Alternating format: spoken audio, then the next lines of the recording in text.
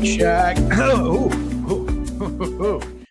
Check. Oh, God damn it. I thought we were having a nice, smooth transition here from the intro. Where the fuck is this graphic? There we are. Bam.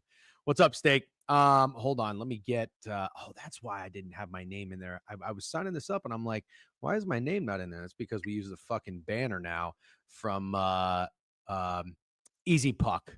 Boom. There we are. Nice camo hat. Is that a Florida Marlins hat? Bro, that's the first time you've worn that hat.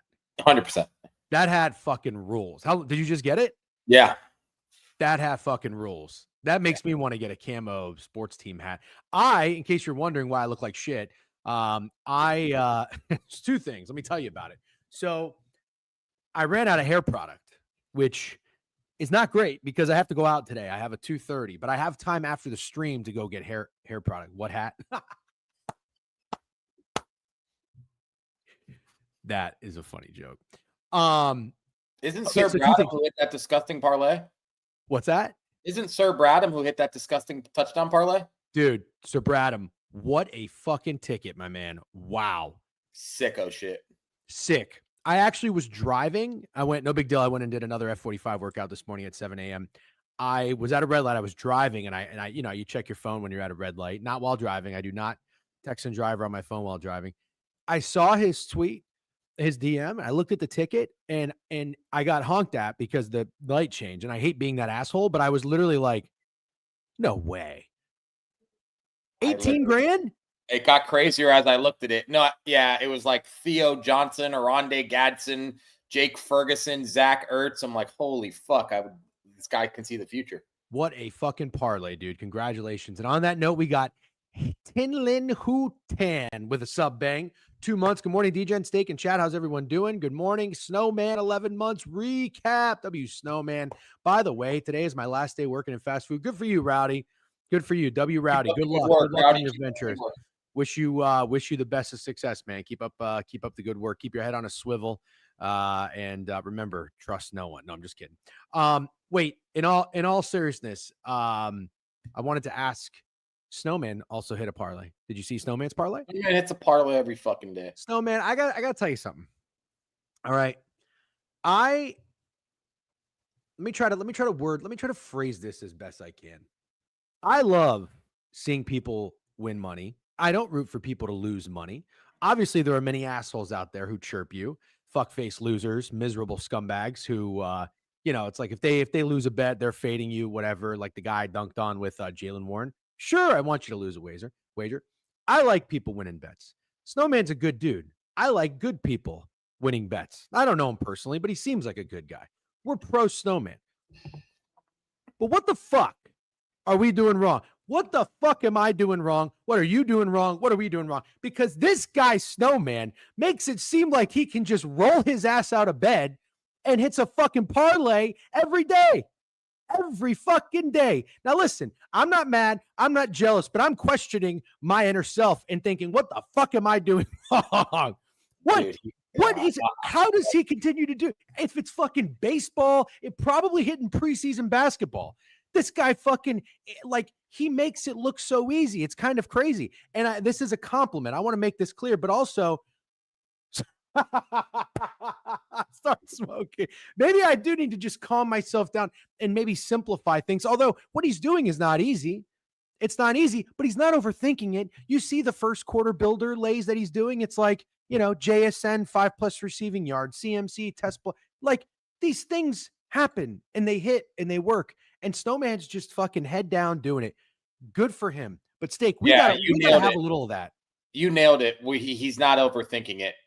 We're like chronic overthinkers. We should go to therapy for it. We really should, man. It's by far our biggest vice. It's like I just get such an uncomfortable feeling, and anytime I think something seems easy. But we'll talk about that because there's, I told you there's a very I had a what's the word when you have not an intervention, but like epiphany? Like a eye-opening experience or like epiphany. I don't think I had an epiphany. I had a revelation or I think it's epiphany. You think I had an epiphany? Yeah. Hold on. I need to see what the exact definition of epiphany is. Yeah, I was gonna say, Snowman, give us something, man. Give me something. As soon as we start telling you, though, The come on. manifestation of Christ. No, that's not it. A manifestation of a divine or supernatural being. No, this is not a manifestation of a divine or Oh, supernatural well, then being. walk me through it. No, it's not a fucking epiphany. I had Hey, a walk realization. me through it. Walk me through what happened. I am no longer getting uncomfortable about how many people are on a wager. Oh, yeah. You had an epiphany. That's not an epiphany. You came to a realization. Yeah. But there's another word for that. It's not a fucking epiphany. There's no way. That's an epiphany? I think so.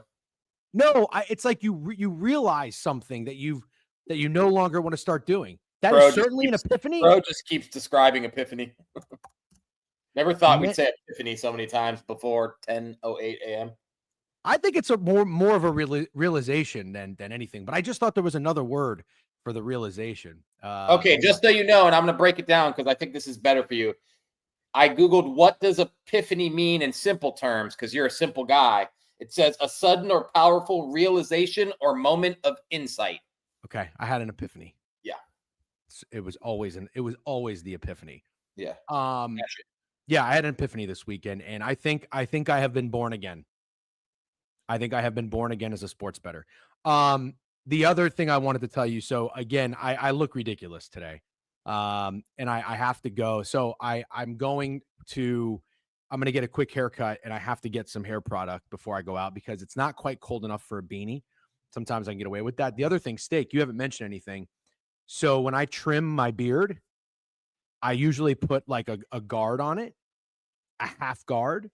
Well, I guess I didn't put the guard on all the way. And I was doing this and I'm like scraping myself. And I'm like, oh man, like I guess my blades are just dirty. Like I need to clean it. You know, there's like some ointment or shit you can put in there. The guard was like not on all the way.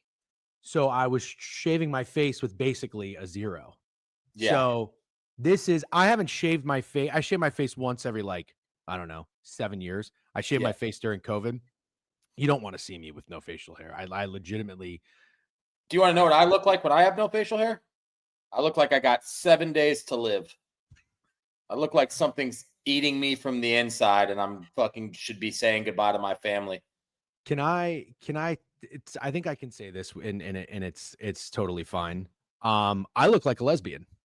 You look like a lesbian, yeah, and I look like a cancer patient. I think we can say both those things. I think we can say both those things. Yeah. So, anyways, this is the lowest I have trimmed my beard in quite some time. I actually think that I don't mind. It makes the stash pop. But we'll see. My wife gets back tonight. I got to pick her up at the airport. Well, I don't have to, but I think I'm going to because the Bucks play. There's football after. There's baseball. So what I'm going to do is I'm going to have a cold brew at like 5 p.m. Why are you making that face? Because I have a funny story about shaving my beard. Oh, okay. I'm debating telling. Oh, is it cancelable?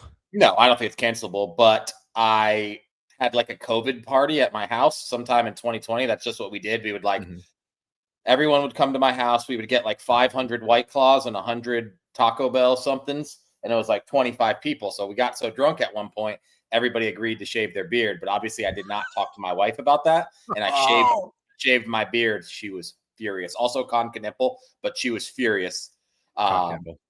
Absolutely furious. She was like literally standing there with the shaver, like, what if I shaved my head and didn't tell you? How would you feel if I shaved my head? And she's got like insanely long hair, as you know, and I was just drunk, like, do it. You could do it. Well, I was going to say, you know what the positive spin on that would be like? I would probably still think you look beautiful. Yeah, I should have said something like that, but I wasn't exactly at my smoothest. Have you ever seen G.I. Jane? I mean, Demi Moore was still pretty hot in that movie. Yeah. Okay. Good morning, by the way. True Horse Powers with a new follow. Snacks with a 3-stream streak. What happened, Snacks? You missed the 4th day? I feel like you never miss it in here. DJ Love, 15 stream. Hovey, 3-stream streak. Hype Train, level 1. Dave Martinez, burner. How many subs for us to see both shaved faces? I can't do it. I just explained to you why I can't do it. Give a number. Dude, I can't. Tell your wife there's financial gain. Her number is so much higher than anybody in here's number. It's ridiculous. Oh, well, I mean, when I got my wife's approval for what's that? Name a number, then that's fine. Well, what I was going to tell you is when I did the math on the subs, it was like, oh, 1,000 subs, $6 a sub. We get 55% of that. So it was like $3,000. I was like, babe, $3,000, shave my head. And she was like, yeah, fuck it. But to shave my face, it would probably be more than that. That's how like rough. I'm bald, dude. I'm bald. Being bald with no facial hair is just a bad look. You look like a fucking penis. Your wife is your body. My body, my choice. Yeah. By the way, Snide, how's the gain? How's the gain? How's the gain? Do we sound good? Do I sound good? Check. Okay, great. Steak. It's by the way, it's good to be here with everybody. I see we've got almost 100 here in the Twitch chat, nice and early. The Monday recaps are one of our favorite streams, one of our busiest streams. Hello, everybody in YouTube. If you're in YouTube, make sure you subscribe to the page, like the stream. We appreciate that. Just quick, not what's the term? Not housekeeping. Housekeeping is when like people promote things. Maybe a quick little foreshadowing. I don't know. I'm so off today on my words. The schedule for the week. What does that say? Do you know who Caillou is? No. Damn, dude. I gotta find you a picture. Keep talking. Okay. I have something on Thursday. So it is like firm cannot stream on Thursday. So we're going to pivot a little bit. And tomorrow we are scheduled to talk NBA with Fat Girls. So we're going to, oh my God, dude, that is funny. Holy shit. But like that guy, but like tatted up and looking like a gangster. Hell yeah. I kind of like that. So that's so I kind of like, bro, I have an idea. Let's do a fucking subathon. I'll shave my head again and we'll shave our faces. God.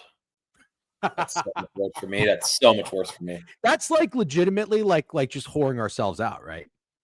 Yeah, pretty much. Like that's make us a bicycle clown. Like pay us to look like at our worst, you know. Anyway, Chewy, real quick, let me just tell you, Saturday night I will be at the Magic Bulls game, and we are going to beat you guys by fucking 20. So put that in your fucking pipe and smoke it. All right, I got to deal with you. How about if the Bulls beat the Magic? What night is that? Saturday? Saturday. All right, Chewy comes on Monday morning and gets to recap the game. Deal. All right. Chew, that's our deal with you. I think that's pretty fair. How about them brownies? Yeah, let's get into it. Selling your body for money, nothing whorish about it. Yeah, listen, I'm okay. Anybody can do what they want to do as long as you're not scamming people. Chewy has turned into such a me guy lately. Yeah, Chewy, by the way, when I went on Chewy's stream the other day, I pull up when we go on Owner's Box, I pull up the Twitch stream on another channel so I can like see the chat and everything.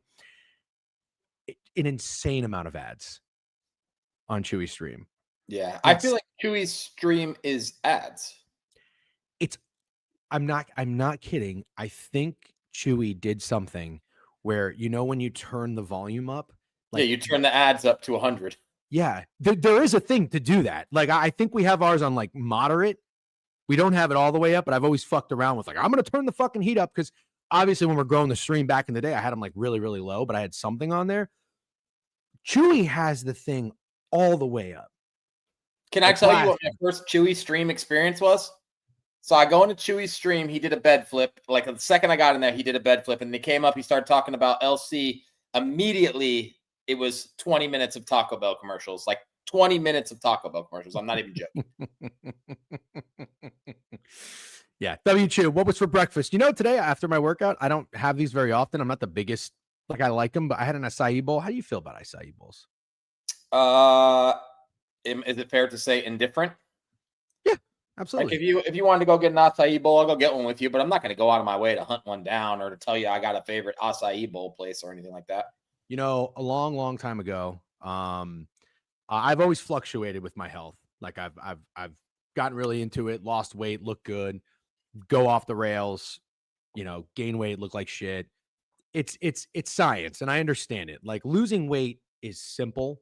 It's just not easy because it's discipline. But there were two things for a really long time that I thought were healthy. And I would always drink orange juice. Yeah. Like thinking it's like vitamin C. And Greg, who is like one of the healthiest guys I've ever met in my life, Greg's like the two biggest myths are that yogurt and orange juice are good for you. Because yogurt advertises not like, non-fat Greek yogurt with probiotics and protein. Like that's different. But like Yoplait and shit, it's like strawberries or blueberries, and they advertise. Yeah. When you're younger, you get a yogurt, you're like, oh, this is a decent breakfast. Yeah. I think Greek yogurt is good. Yeah, Greek yogurt. Acai bowls. I want to add that to the list. I think with acai bowls, you think you're eating good things because there's like blueberries in there. I actually think there's a fuck ton of sugar, and it's probably really bad for you. Yeah, isn't it kind of just like ice cream with fruit? That's what I think it is. Yeah. Yeah. But I think your average person, and I'm not shitting on anybody in here if you think this, I think your average person thinks when they get an acai bowl because there's sliced bananas and like, fruit on it. And it's like, Yeah. ooh, acai is like a, fruit thing. People think it's good. It's not. I think it's really bad for you. Too much sugar. Okay. Yeah. Look at that. We got people in the chat. All right. Ladies and gentlemen, let's get into it. I'm very excited to recap what was a really ugly weekend in the NFL. Steak, I tweeted a couple things. By the way, Elite Gambino, 20 stream streak. Fuck yeah. Also, I'm so sorry. We got a hype train level 3 in this motherfucker. Let's go, Aloha. Gifting Snacks to sub bank. Snacks, you motherfucker. You can't sub. X Finchy with a new sub in here. Welcome, X Finchy. Thanks for subscribing to the channel. Hype train level 2. And now we're up to level 3, 7 gifted subs. You guys are awesome. Thanks so much. Let's get in and talk some ball. Dude, RIP Muscle Hamper. Yeah. I mean, 36 is crazy. 36 is crazy. That's how old I am. Were there like any details? I don't know the details. I know probably unpopular opinion, but I'm not one of those guys who searches for details when I hear someone died. My wife says I'm really unobservant, but it's very fucking sad regardless of what happened. Obviously, when you're 36, you assume it's something bad, I mean, yeah, but I don't know. You hear stories all the time. People fucking like sudden blood clots or fucking heart attacks or something. I mean, depends. I always wonder people who are like healthy but work out, what type of substances or things you take and how that affects like your heart rate and everything like that. But I always wait to like try to comment on anything before there are details. Like sports is a different story in general. Like I'll just react if like, Drake May gets drafted by the Patriots. I'm like, this guy's going to fucking suck. Like that's a bit different, but like these things, I'm just like, I don't know. I gotta just want to just hear a little bit more about what happened, but yeah, that's very, very sad. RIP Muscle Hamster. I thought he was awesome.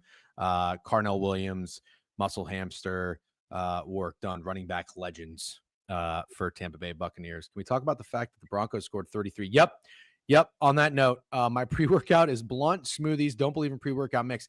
I have never been a pre-workout guy ever. I used to be. I'm so happy I'm not anymore. Miserable. Yep. The come downs are miserable. Awful. Like you'd have a really good workout, feel great, and you're done with the workout. You're like, why the fuck am I depressed? That's the thing. Like I understand not everybody does. I naturally have like a decent amount of energy. Like just because I have energy doesn't always mean I'm feeling good. But like if I'm gonna do something, if I go to the gym, I'm gonna fucking work out. I don't need like a pre-workout, but I've tried it just like I tried like Adderall. And I tried Adderall. I was in the zone for like 8 hours. Or no. 8 Adderall. 4 hours. I was in the zone.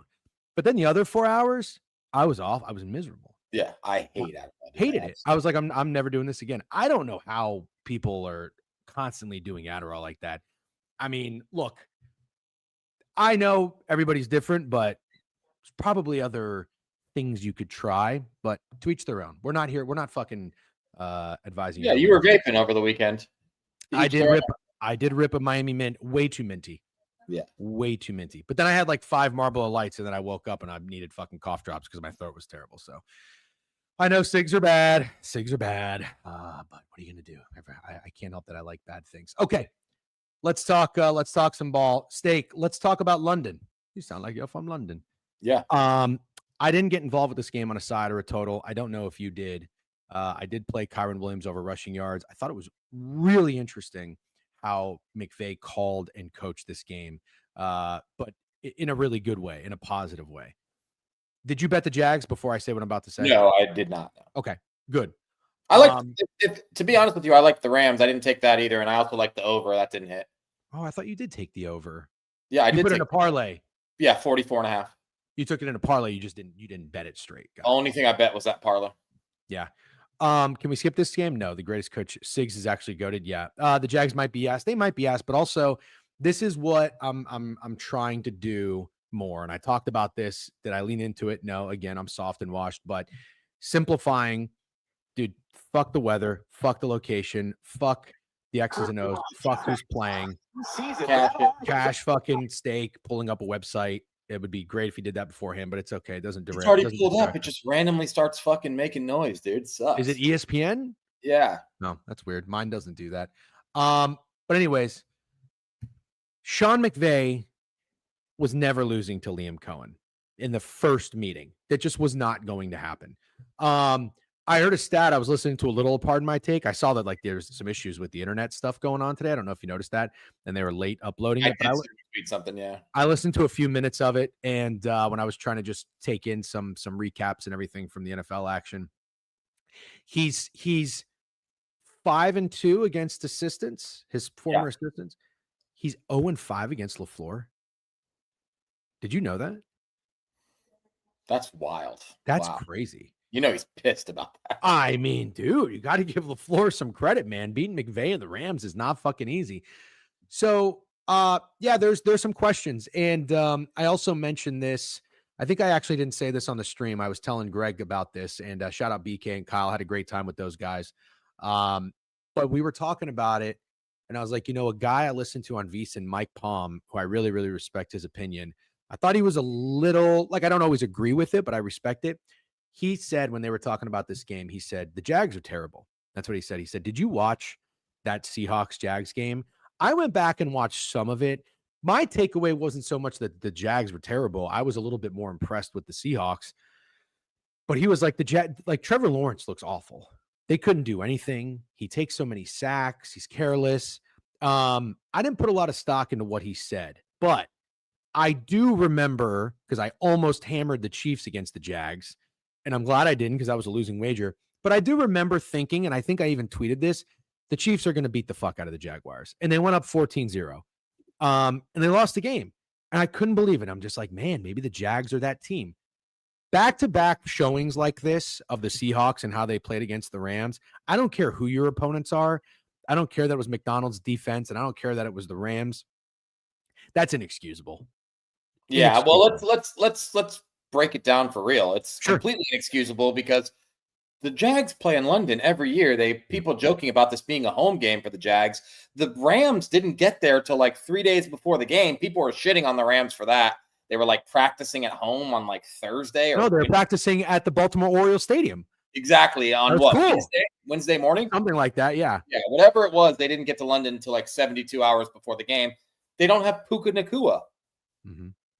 How the fuck do you lose this game 35-7? And I guess as we go through the slate, I think it will be fun to find the teams because we're 7 weeks in, or was that week 8 or week 7? Which the week that just passed, week 7. Week 7. We're at week 7. As we go through the slate, find the teams at no point in the season did we say they suck. Does that make sense to you? Like, we've said the Patriots suck and now they look good. We've said the Bills look good, now they suck. There's a bunch of teams like that. We've said the Jags look good, now they suck. We've said the Steelers have looked good, now we think they suck. Like, there's like 5 teams that have played consistent enough football throughout the year where you've never once thought that they sucked, and the Rams are one of those teams. The Rams did lose that game to the Niners. Not a good loss, but no one thought they sucked. They were like, damn, Mac Jones played amazing with all the replacements, and that was a crazy win for the Niners, but no one has thought the Rams sucked at any point. And I think as we go through it, like I said, I think they're going to be like one of 4 or 5 teams we say that about, which makes me think that kind of win, man, with no Puka in London against the Jags, that's a crazy win. That's a really, really impressive win. Can you tell me the 3 leading receivers for the Los Angeles Rams in this game? It's going to be stupid. Devontae Adams.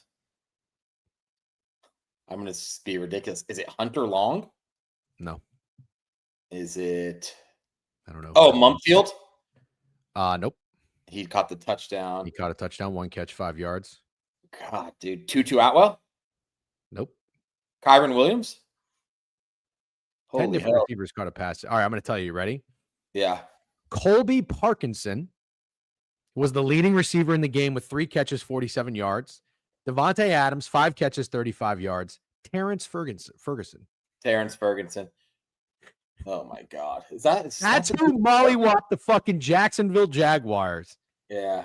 That's crazy. Matt Stafford's just crazy, man.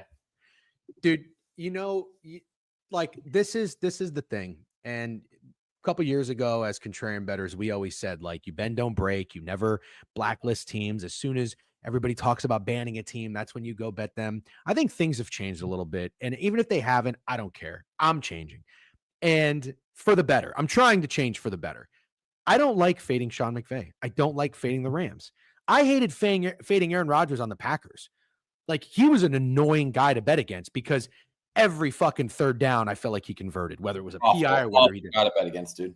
I don't like fading Sean McVay. And he took this game personal because if you watched it, they were passing on first down, up 21-0, passing on first down.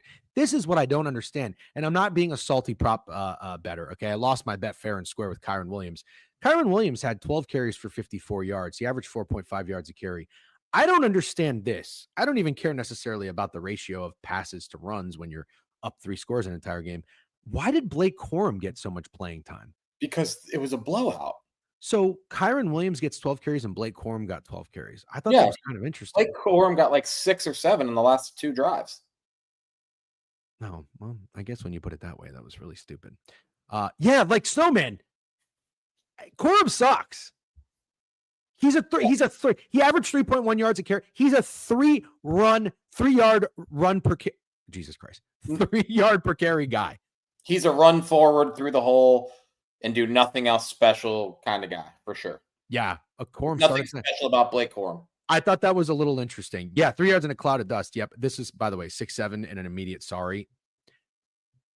That immediate sorry was great, Lieutenant Goose. You could tell me that Chargers announcer that said that throw was for a wide receiver that was 6'7", not 6 foot. Didn't do that on purpose. He did that on purpose, right? That's a crazy thing to say. What does that even mean? Now you're being ridiculous. Me? Yeah, you think because 6'7's a thing now, anytime somebody says 6'7, that's they're referring to that. Why the fuck would an announcer say that, dude? He's talking about never heard anyone say that. It was Ladd McConkey. The pass was to Ladd McConkey. No, but what he's saying was for a wide receiver that was 6'7". My thought was 6'7". He said 6'7". My thought was the exact same. That if he's threw that ball like the receiver was very tall, could have picked any height. Yep. You guys are looking too much into this. I don't think he did that on purpose. Yeah. Now you're being part of the problem. Yes, the pass was high, Carter. Yes. Fine. Move on to the next game. Okay. Anyways, Trevor Lawrence, 23 of 48, 296 yards. Don't let the stat box fool you. Everything about this game was all Rams and very, very bad for the Jags. Okay. Let's the 1 p.m. slate was brutal. But we'll get through it. Chicago Bears 26-14. I really came close to betting the Saints in this game, and I really came close to betting the over. Neither hit. That would have been 0-2 on my reads. I went back to Alvin Kamara because he was a touchdown scorer that burned me. Shame on me. Alvin Kamara is done. He's done. He doesn't have his burst. He doesn't have his speed. He doesn't have his pop. He's done. Kendrick Miller only had 1 carry for 7 yards. Kamara, 11 carries, 28 yards, 2.5 yards per carry, and 3 catches, 1 yard. I mean, he is done. Not the best playing conditions for a shitty team in a dome in New Orleans. But listen, I'll give the Bears credit. You know why I'll give the Bears credit, Steak? Caleb Williams. Huh? It's time. Time for what? To give the Bears credit. Oh, it's time to give. Well, yeah, but let me be a little bit more specific. Yeah. I like that. The reason why I think anybody's betting the Saints in this game is because you don't believe in Caleb Williams. And I watch Caleb Williams, and I'm still not very impressed. He's fadeable, in my opinion. The Bears are fadeable because of Caleb Williams. But you know what the Bears did? Caleb was 15 of 26, 172 yards with an interception. He had a 19 QBR. This is Ben Johnson that nobody really thought about coming from Detroit. When you think of Ben Johnson, you think of developing Caleb Williams with all these weapons and having fun trick plays. You forget about the running game. Kyle Monangai, 13 carries, 81 yards. DeAndre Swift, 19 carries, 124 yards. They each averaged 6 yards a carry. He was slicing them up. And look what the run defense did. Yeah. Matt Eberflus, he was fired up over there. I keep forgetting that wait, oh my God, I just did it again. Dude, I'm having a problem. Yeah, maybe I can't get Matt Eberflus on the Bears out of my brain. I just saw him on the Cowboys. I have a good idea, dude. I have a good idea. I think maybe you need the green juice back. You're right. We should get you a green juice every morning. I keep doing this with Matt Eberflus. I can't get him from. You do have a Matt Eberflus in obsession. And I saw him get fired up on the Cowboys, and I literally just, anyways. Good on the Bears for winning an ugly game on the ground, even when Caleb Williams didn't play that well. Spencer Rattler, 20 of 32, 233, 2 touchdowns, but he did have 3 interceptions. Steak takeaways on the Bears Saints? Yeah, takeaways are that it's time to start respecting the Bears. Caleb has an awful game. I was fucking super impressed by the defense. Couple big plays of Chris Olave. Can't deny that, but the run defense was stout, and you never had any doubt that the Bears were winning this game. And Caleb had an 18 QBR, and I know we're big QBR guys.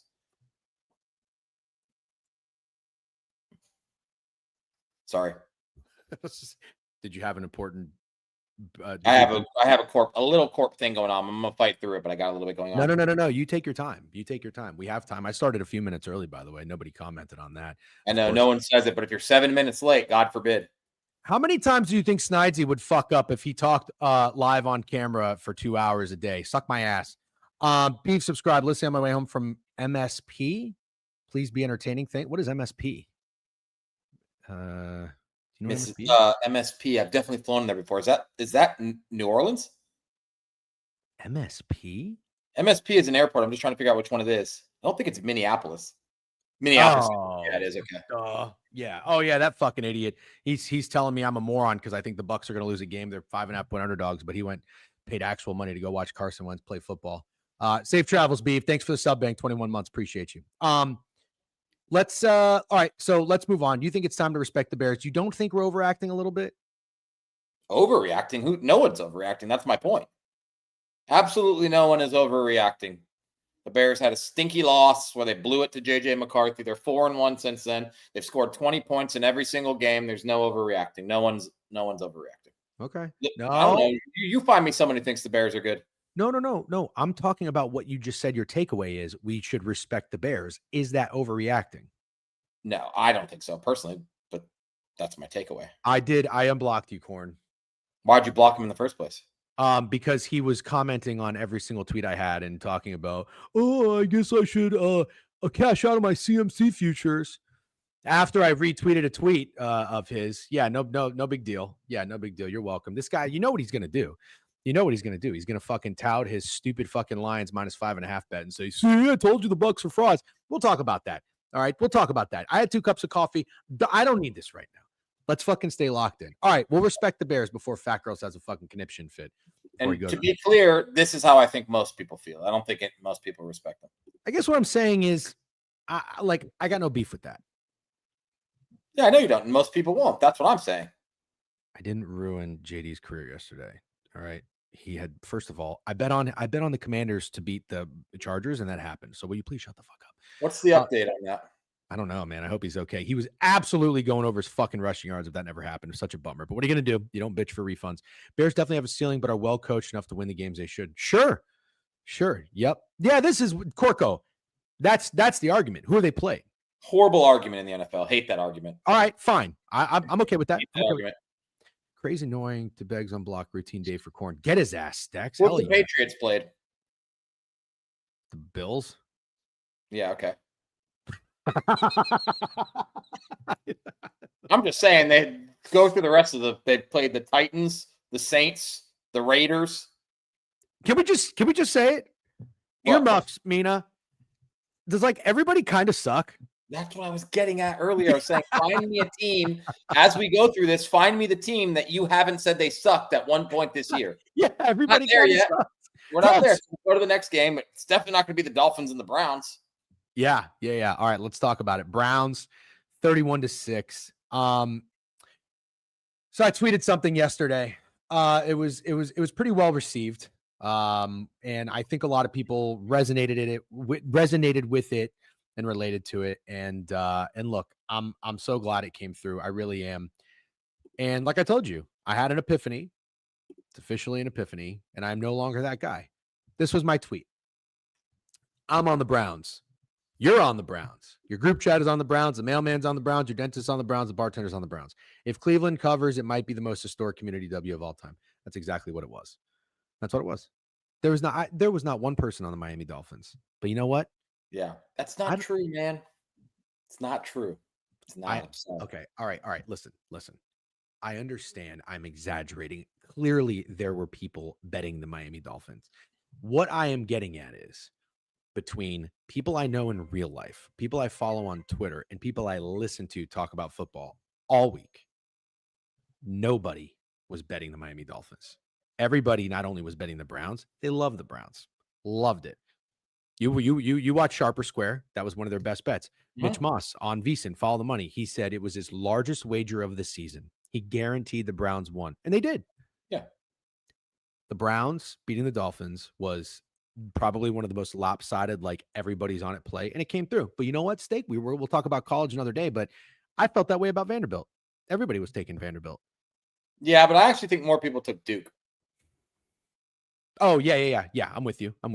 So, like, look, at the end of the day, like, it'll still always make me uncomfortable, but I'm not going to prevent myself from making a wager because of it. You know, you can't.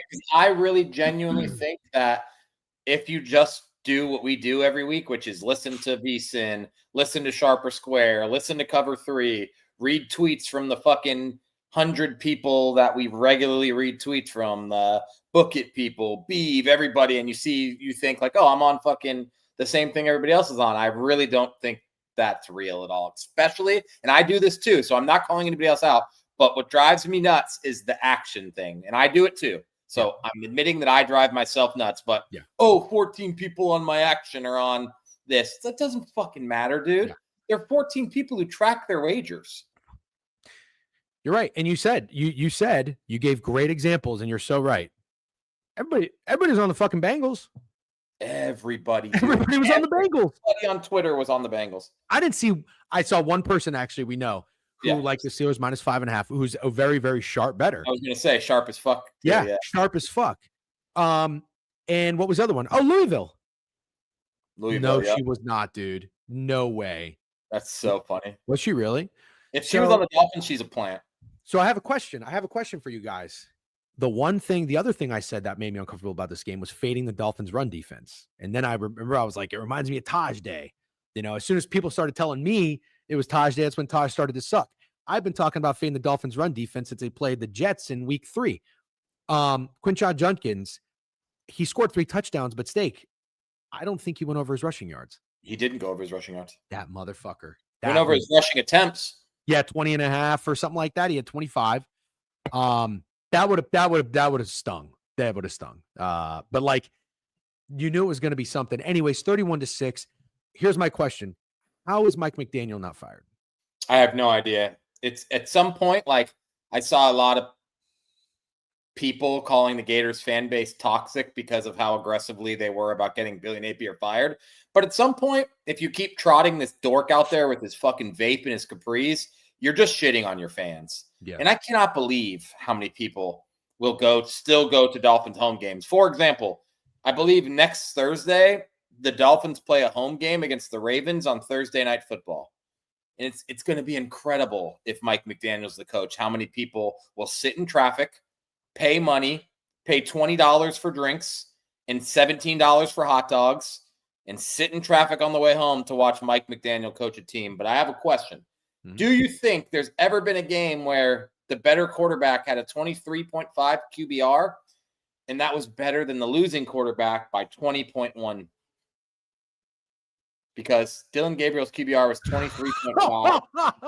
was 3.4. Okay. So here's my question.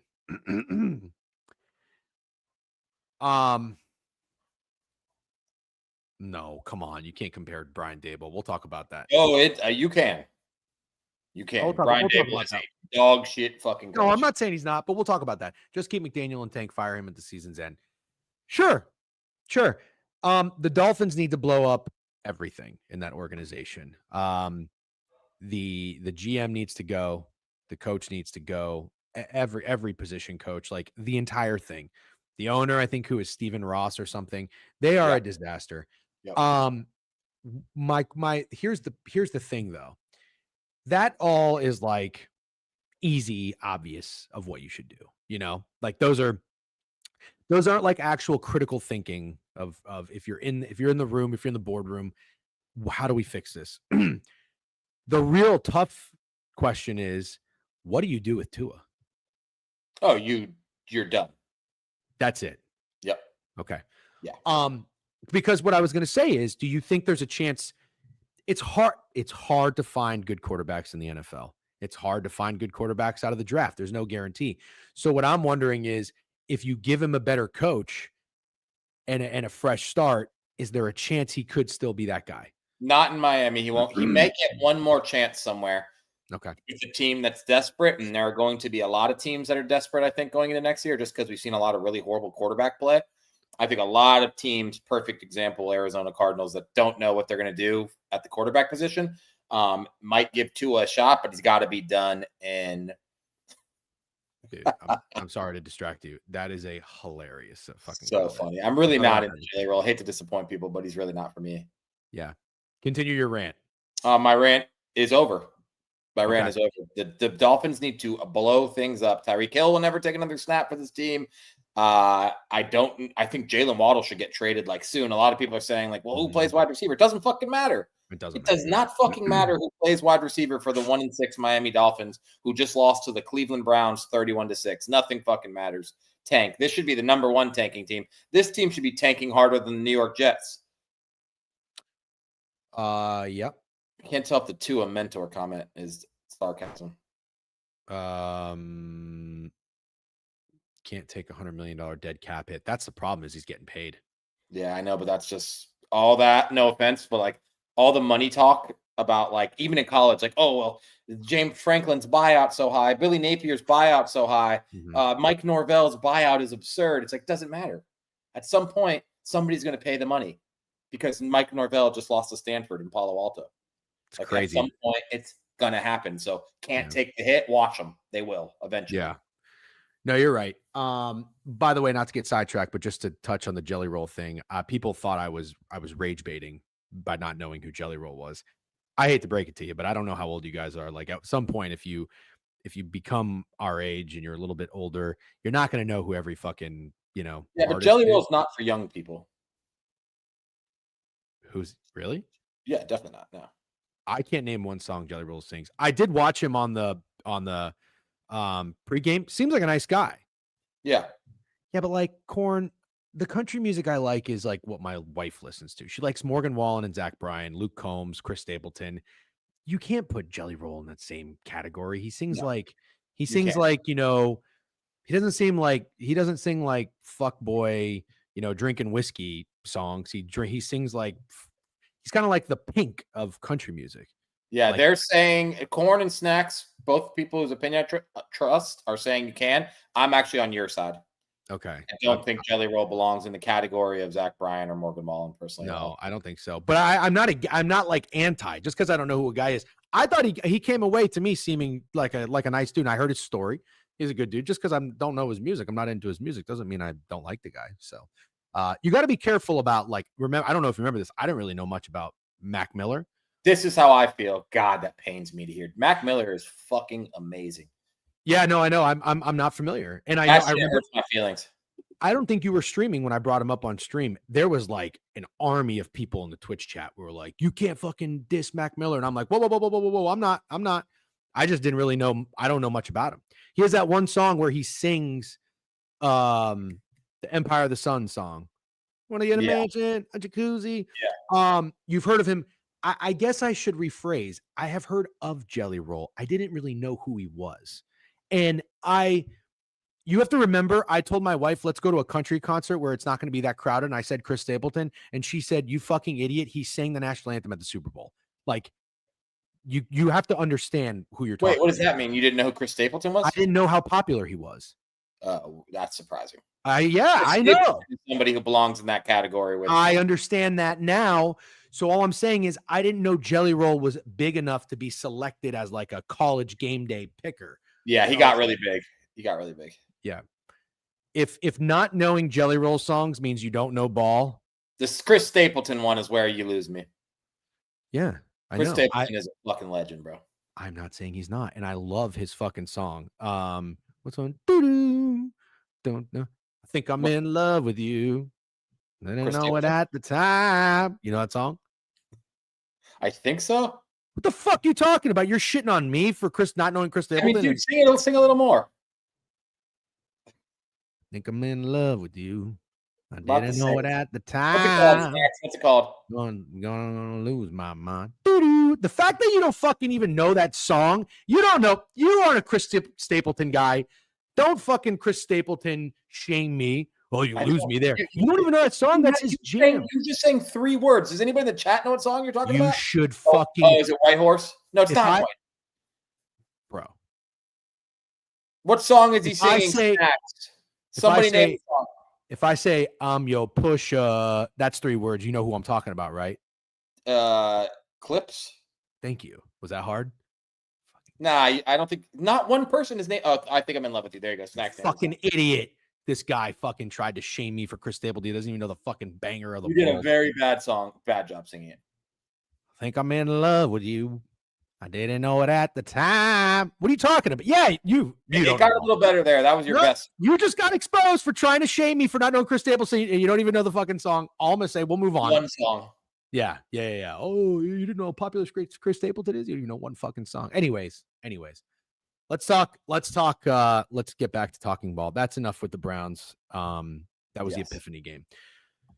Are you excited to have a new? I mean, we've known each other for a long time. We've been gambling each other for a long time. Are you excited to have a new born again friend who's not going to care about how many people are on something and just bet it anyway? I don't know. So you say things, but I need to see action. That's very fair. Action speaks louder than words. Yeah, exactly. Yep. All right. Patriots 31, Titans 13. Oh, proud of myself. I did not bet the Titans. I wanted to bet the Titans. I think you wanted to bet the Titans. Did you bet the Titans? Yep. Okay. I'm sorry. Did not know that. Did not mean to shit on you. 2 things.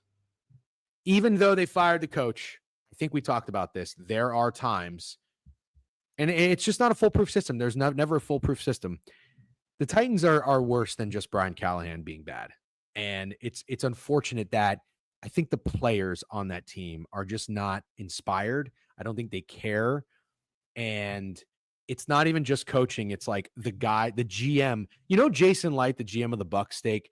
I think he signs guys based off of their attitude and their character. Like, I think as good as Egbuka is, when you hear this guy interview and talk, you're like, this is a fucking good dude. And I think GMs sign people like that, and other GMs just look at like performance and be like, oh, that guy. And they don't mix. That's what the Titans are. The Titans are a hodgepodge of like pretty talented dudes, but nobody gives a fuck. That team is a disaster. On the flip side, how good is Drake May? Drake May is absolutely amazing. The Patriots have a pathetic schedule. Pathetic. This is the most pathetic schedule I have ever fucking seen. But Drake May is the fucking man. I'll say it every week. He's literally the next Josh Allen to me. Even when he got knocked out of that game for a play and Josh Dobbs came in, there's some quarterbacks where you're like, oh, like if that was Michael Penix, for example, you're like, oh, he might be dead. He might be out for the year. I feel like Michael Penix takes a hit like that. He's out for a fucking year. We'll talk about Michael Penix later, but Drake May comes running back in. You hear the roar from the crowd.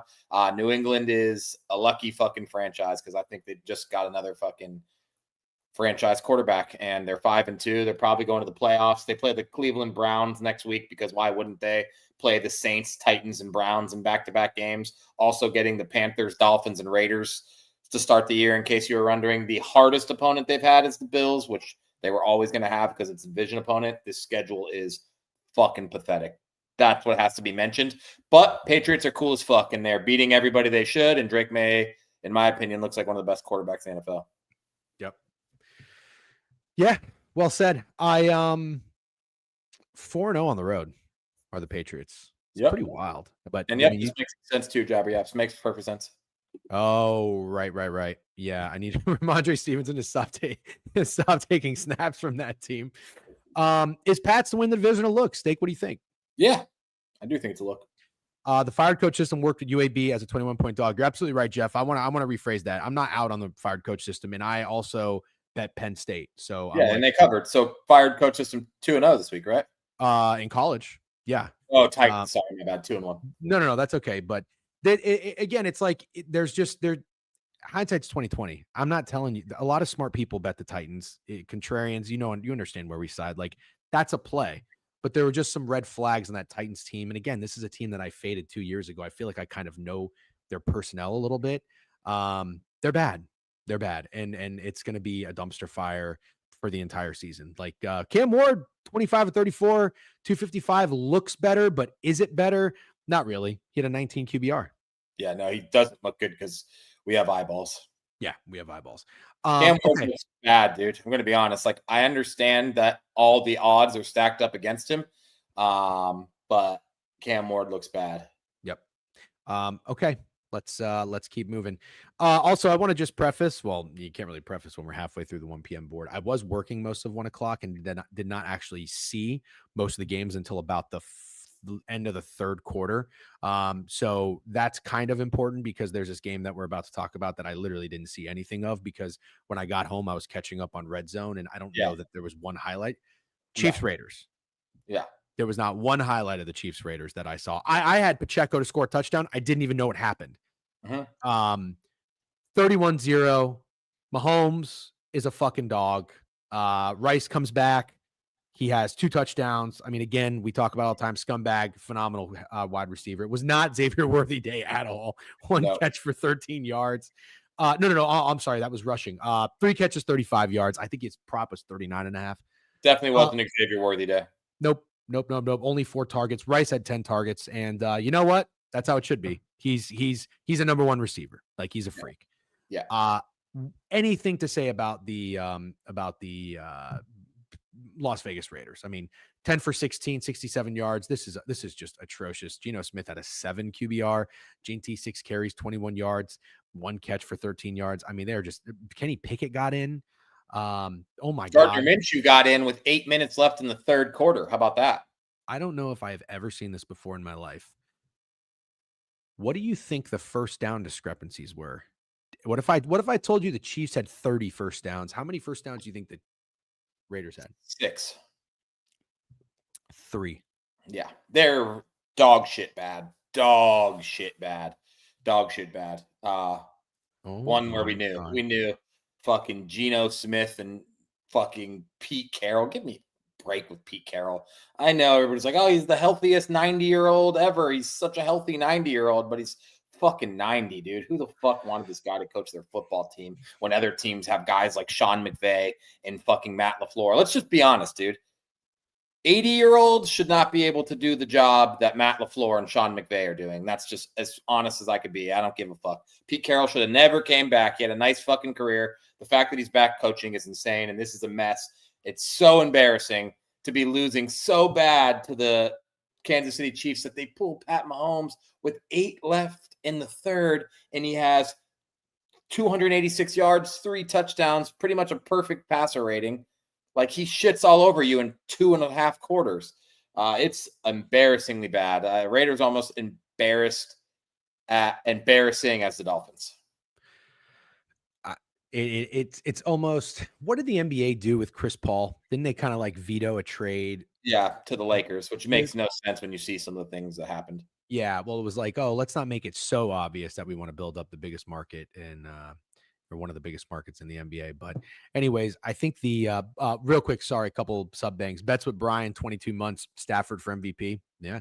BZ 0824, bit of a chirper, but that's all right. We keep you around 16 months. Bang. Thank you, BZ. I think the NFL should get Max Crosby out of there and onto a contender because he's too good. He's too good. I feel like he's trying to be too honorable, if that makes sense. Yep. In a world where like you got Micah Parsons and you got guys who like make a bunch of fuss about getting paid or getting traded, and he's trying to be like too honorable, but like, why? Drafting a running back with that horrible roster first round is fireable. What should they've done? Offensive line. They have the worst offensive line in the NFL. They absolutely should have drafted offensive line. Yeah. It was inexcusable drafting a running back from Boise State. Inexcusable. Or could you even argue that they should have probably traded the pick and gotten more? Sure, if they could have. Sure. And there's lots of teams that wanted Genty. You know what I really don't understand? Just talking about the Raiders draft, I actually forget where this guy went, but didn't they draft? Oh yeah, they drafted a wide receiver from TCU, Jack Beck. Yeah. Why did they do that?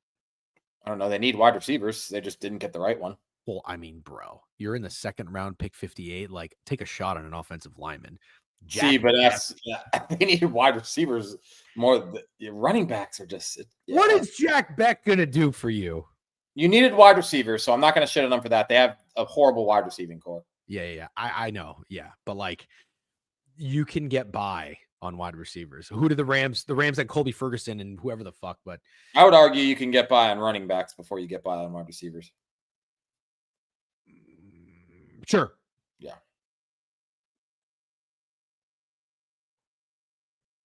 That's close. Yeah. I don't know that it is. Okay. All right. Fair enough. Here we go. This was probably the best game of the 1BM. Let me just, no, not probably, 100%. Eagles Vikings, truly the only game worth a shit in that 1 o'clock slate. Eagles win 28-22. Steak, you and I talked on Prop Talk. I bet the under in this game. Obviously, it didn't hit. I thought those touchdown odds were so crazy for Saquon and for Jalen Hurts. As bad as the read was in thinking that it was an under game and that it was maybe even the Vikings, something fascinating. How many rushing touchdowns do you think the Eagles had yesterday? None. They had zero. So those odds were a little telling. It was always go back to Devontae Smith for a touchdown score for me, not Alvin Kamara. He was my guy last Thursday night. 9 catches, 183 yards. A.J. Brown, 4 catches, 122 yards, 2 touchdowns.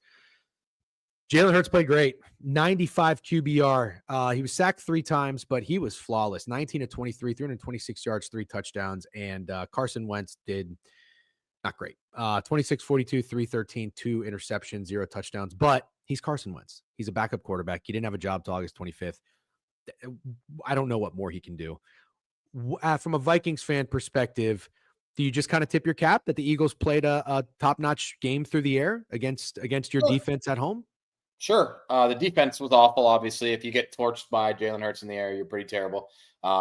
They got absolutely destroyed. A 4th down touchdown to A.J. Brown was crazy. And at the end of the game, similar play to A.J. Brown again to end the game. But let's be honest. This is what Carson Wentz does, and I feel like it doesn't actually show in the stat sheet because you see 313 yards and you think, okay, maybe Carson Wentz played decent.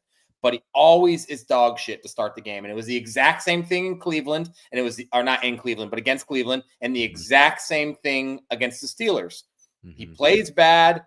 A team takes an early lead that shouldn't be beating you like this. And then he does a bunch of shit to almost get you back into the game. He did it literally in the Steelers game. He won the game on the final drive against the Browns, which should not have had to happen. And then he fucking is trying to play you back into the Eagles game, but the problem is he has to be perfect, and he's never going to be perfect. But Carson Wentz sucks. Carson Wentz does suck. I don't care about 313 yards. Means nothing to me. The pick 6 was fucking abysmal throw. Like, I don't even know what he was thinking. And sorry, plug your ears, B, but in my opinion, the Vikings are just a super, super mediocre football team overall. I don't think the defense is anything special or what expected. The running game isn't doing it for me. I thought maybe Jordan Mason would be a guy. He's not really. And Carson Wentz sucks. And I just think we're fucking going to go 8-9, and that's going to suck.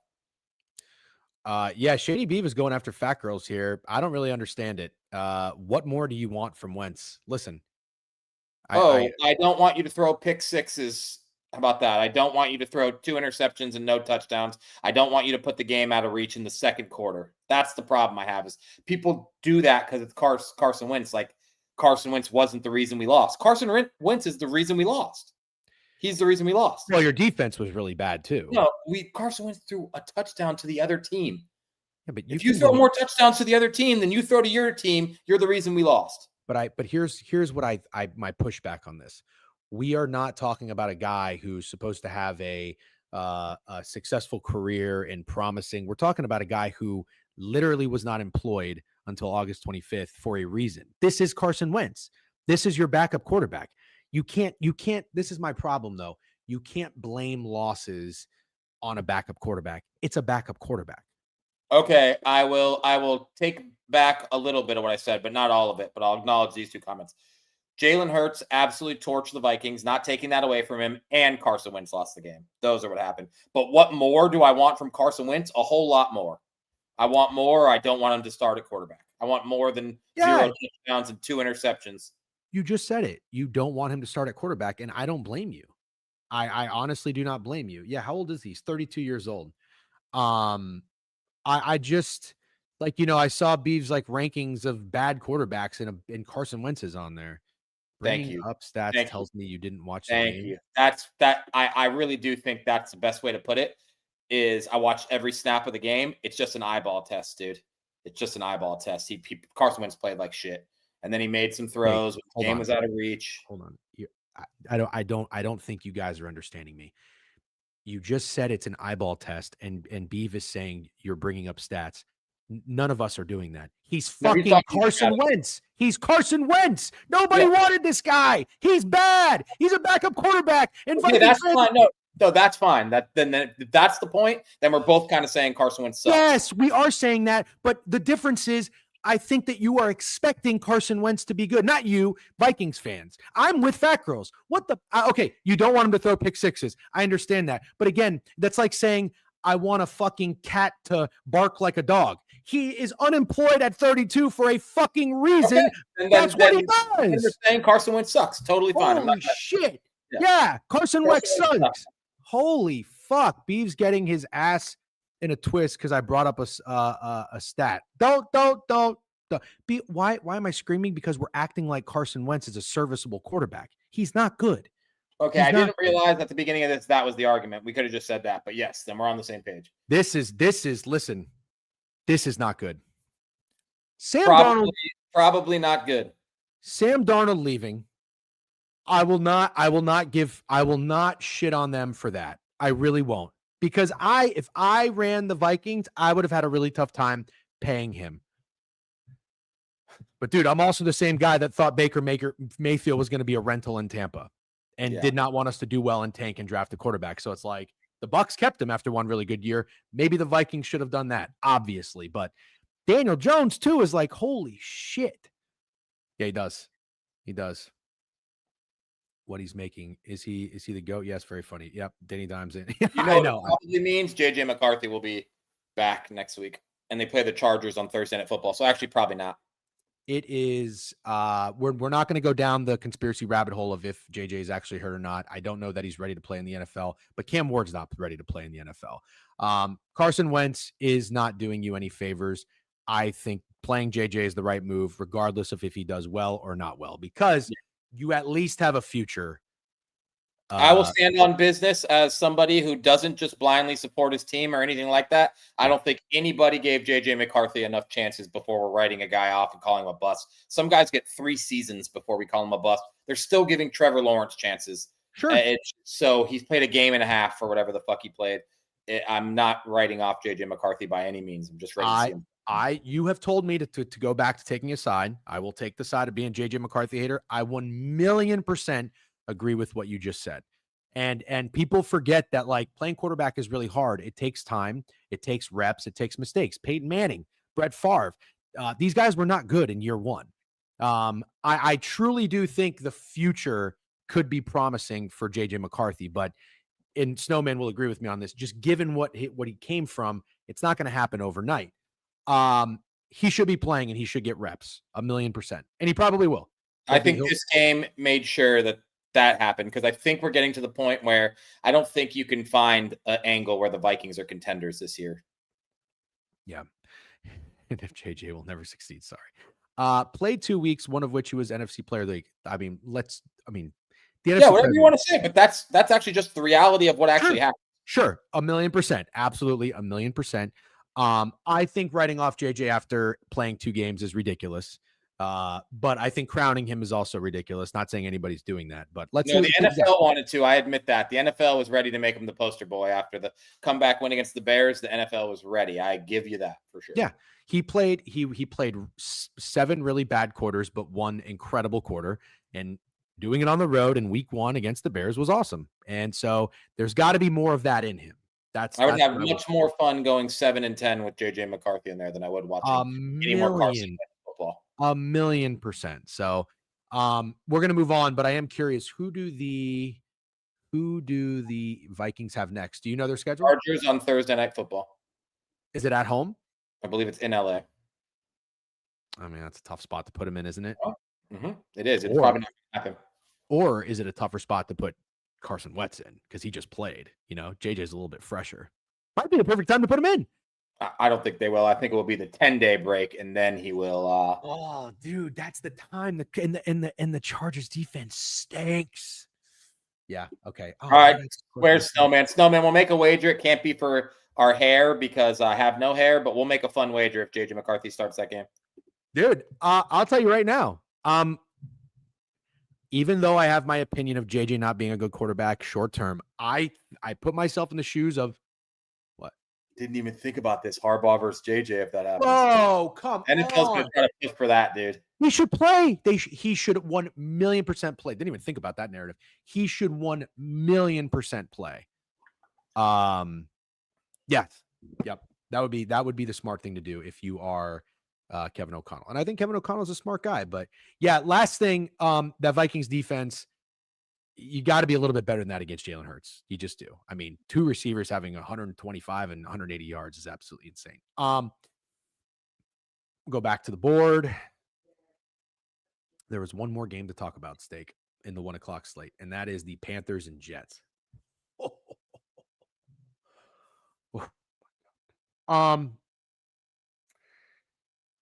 pull up the box score on this one. Let's start with the Panthers. So the Panthers win this game 13-6. I mean, the Jets were super tempting to take this.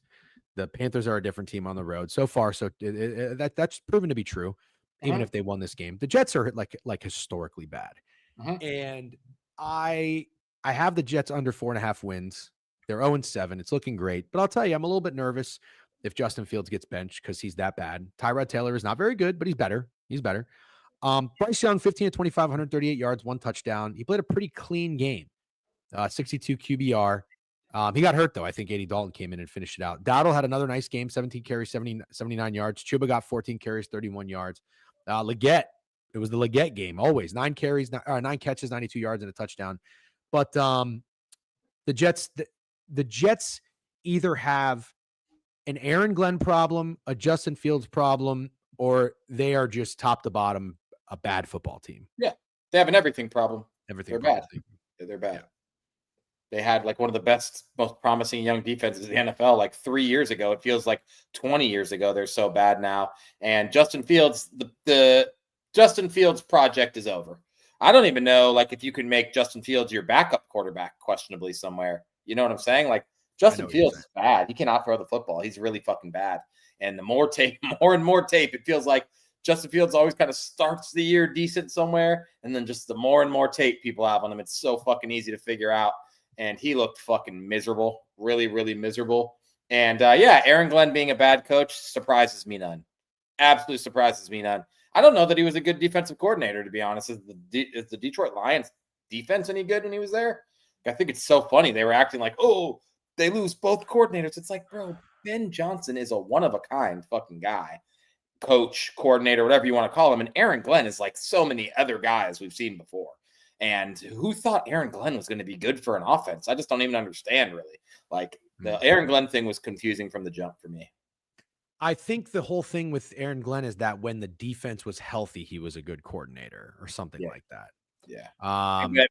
Making Aiden Hutchinson good is real fucking hard. Peter Cuomo says, how is it Aaron Glenn? We haven't made the playoffs in 15 years. Well, to be fair, that's fair. Yeah, it is very fair. But when you look at those 15 years, I mean, Adam Gase wasn't great, right?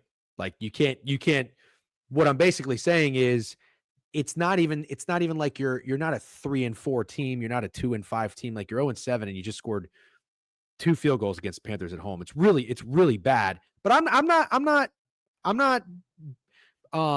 You can't blame it only on coaching, but you can't No. ignore that it's also coaching.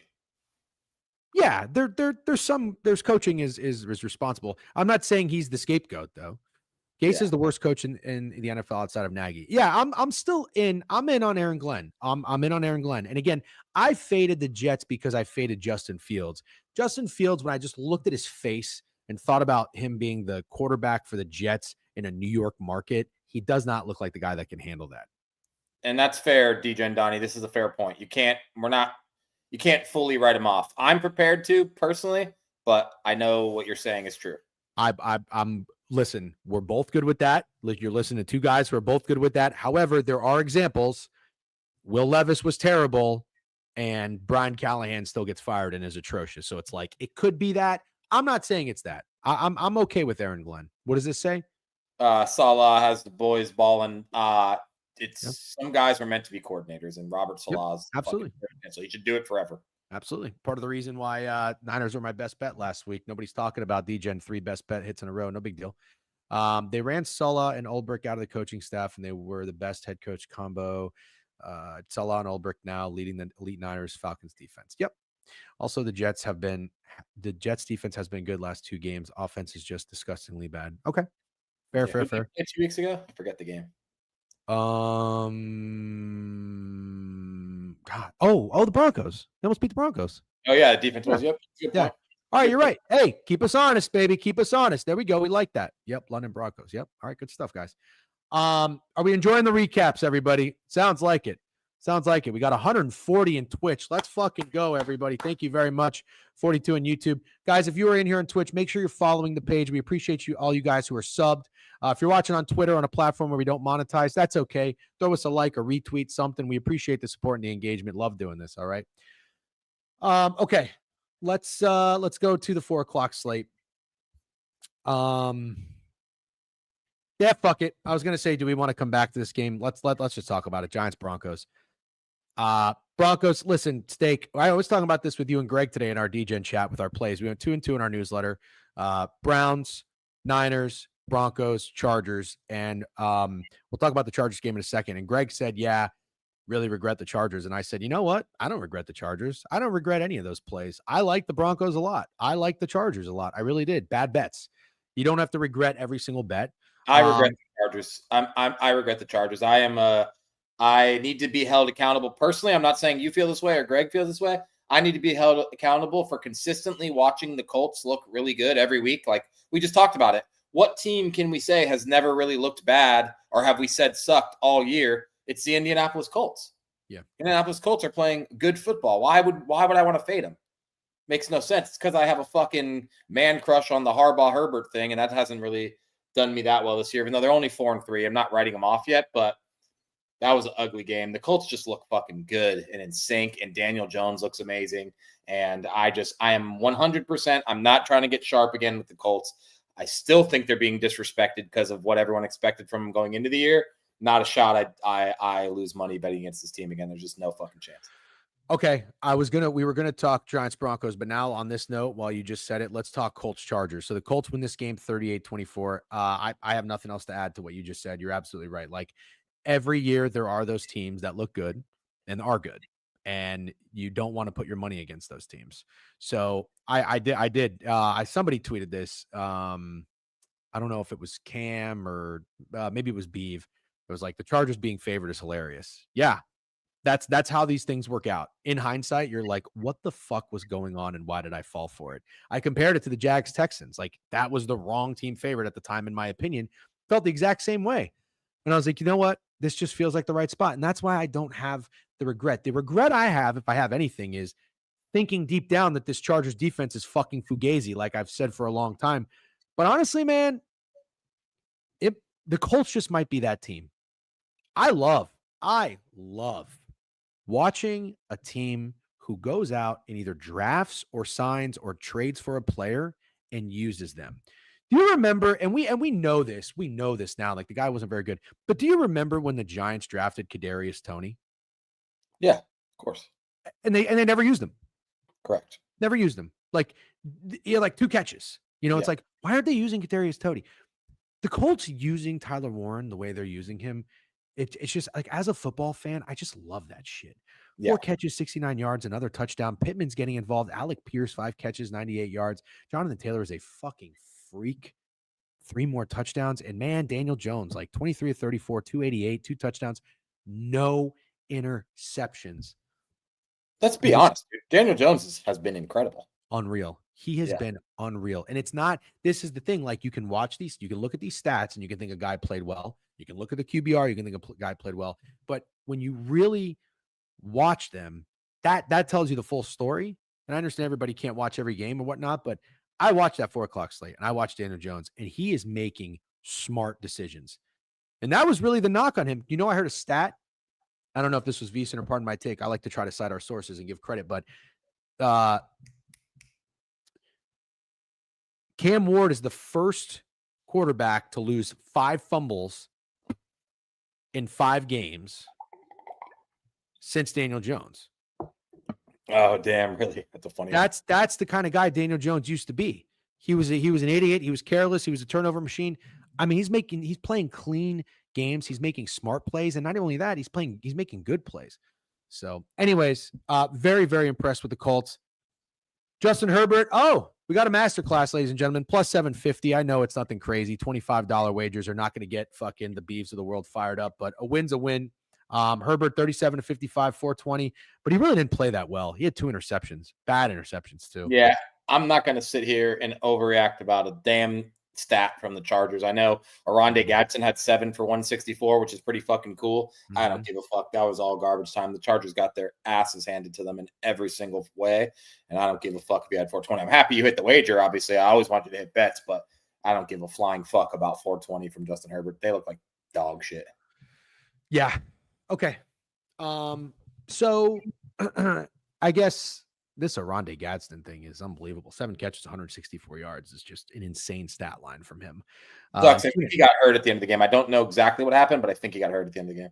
Yeah, Colts have a great O-line, and that's what you got to respect sometimes, teams that build and value the trenches, and that's what they've done. So good for them. And yeah, you won't find me fading them. I don't care what the fucking line is. I truly don't. Chargers, also a team that will remain on my list of teams that I am fine putting money against in certain situations. And again, 2 weeks ago, I did it with the Commanders, so I will fade them at times. How about that man, Drake May says, our first time chatter, Hunt _26. Yep, we glazed them. I glazed them weekly.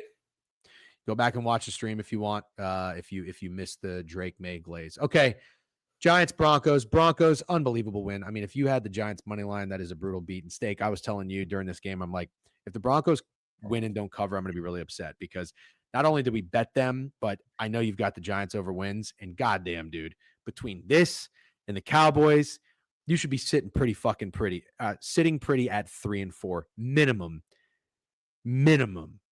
That sucks. I'm sorry. Yeah, no, it really hurts. That really hurt.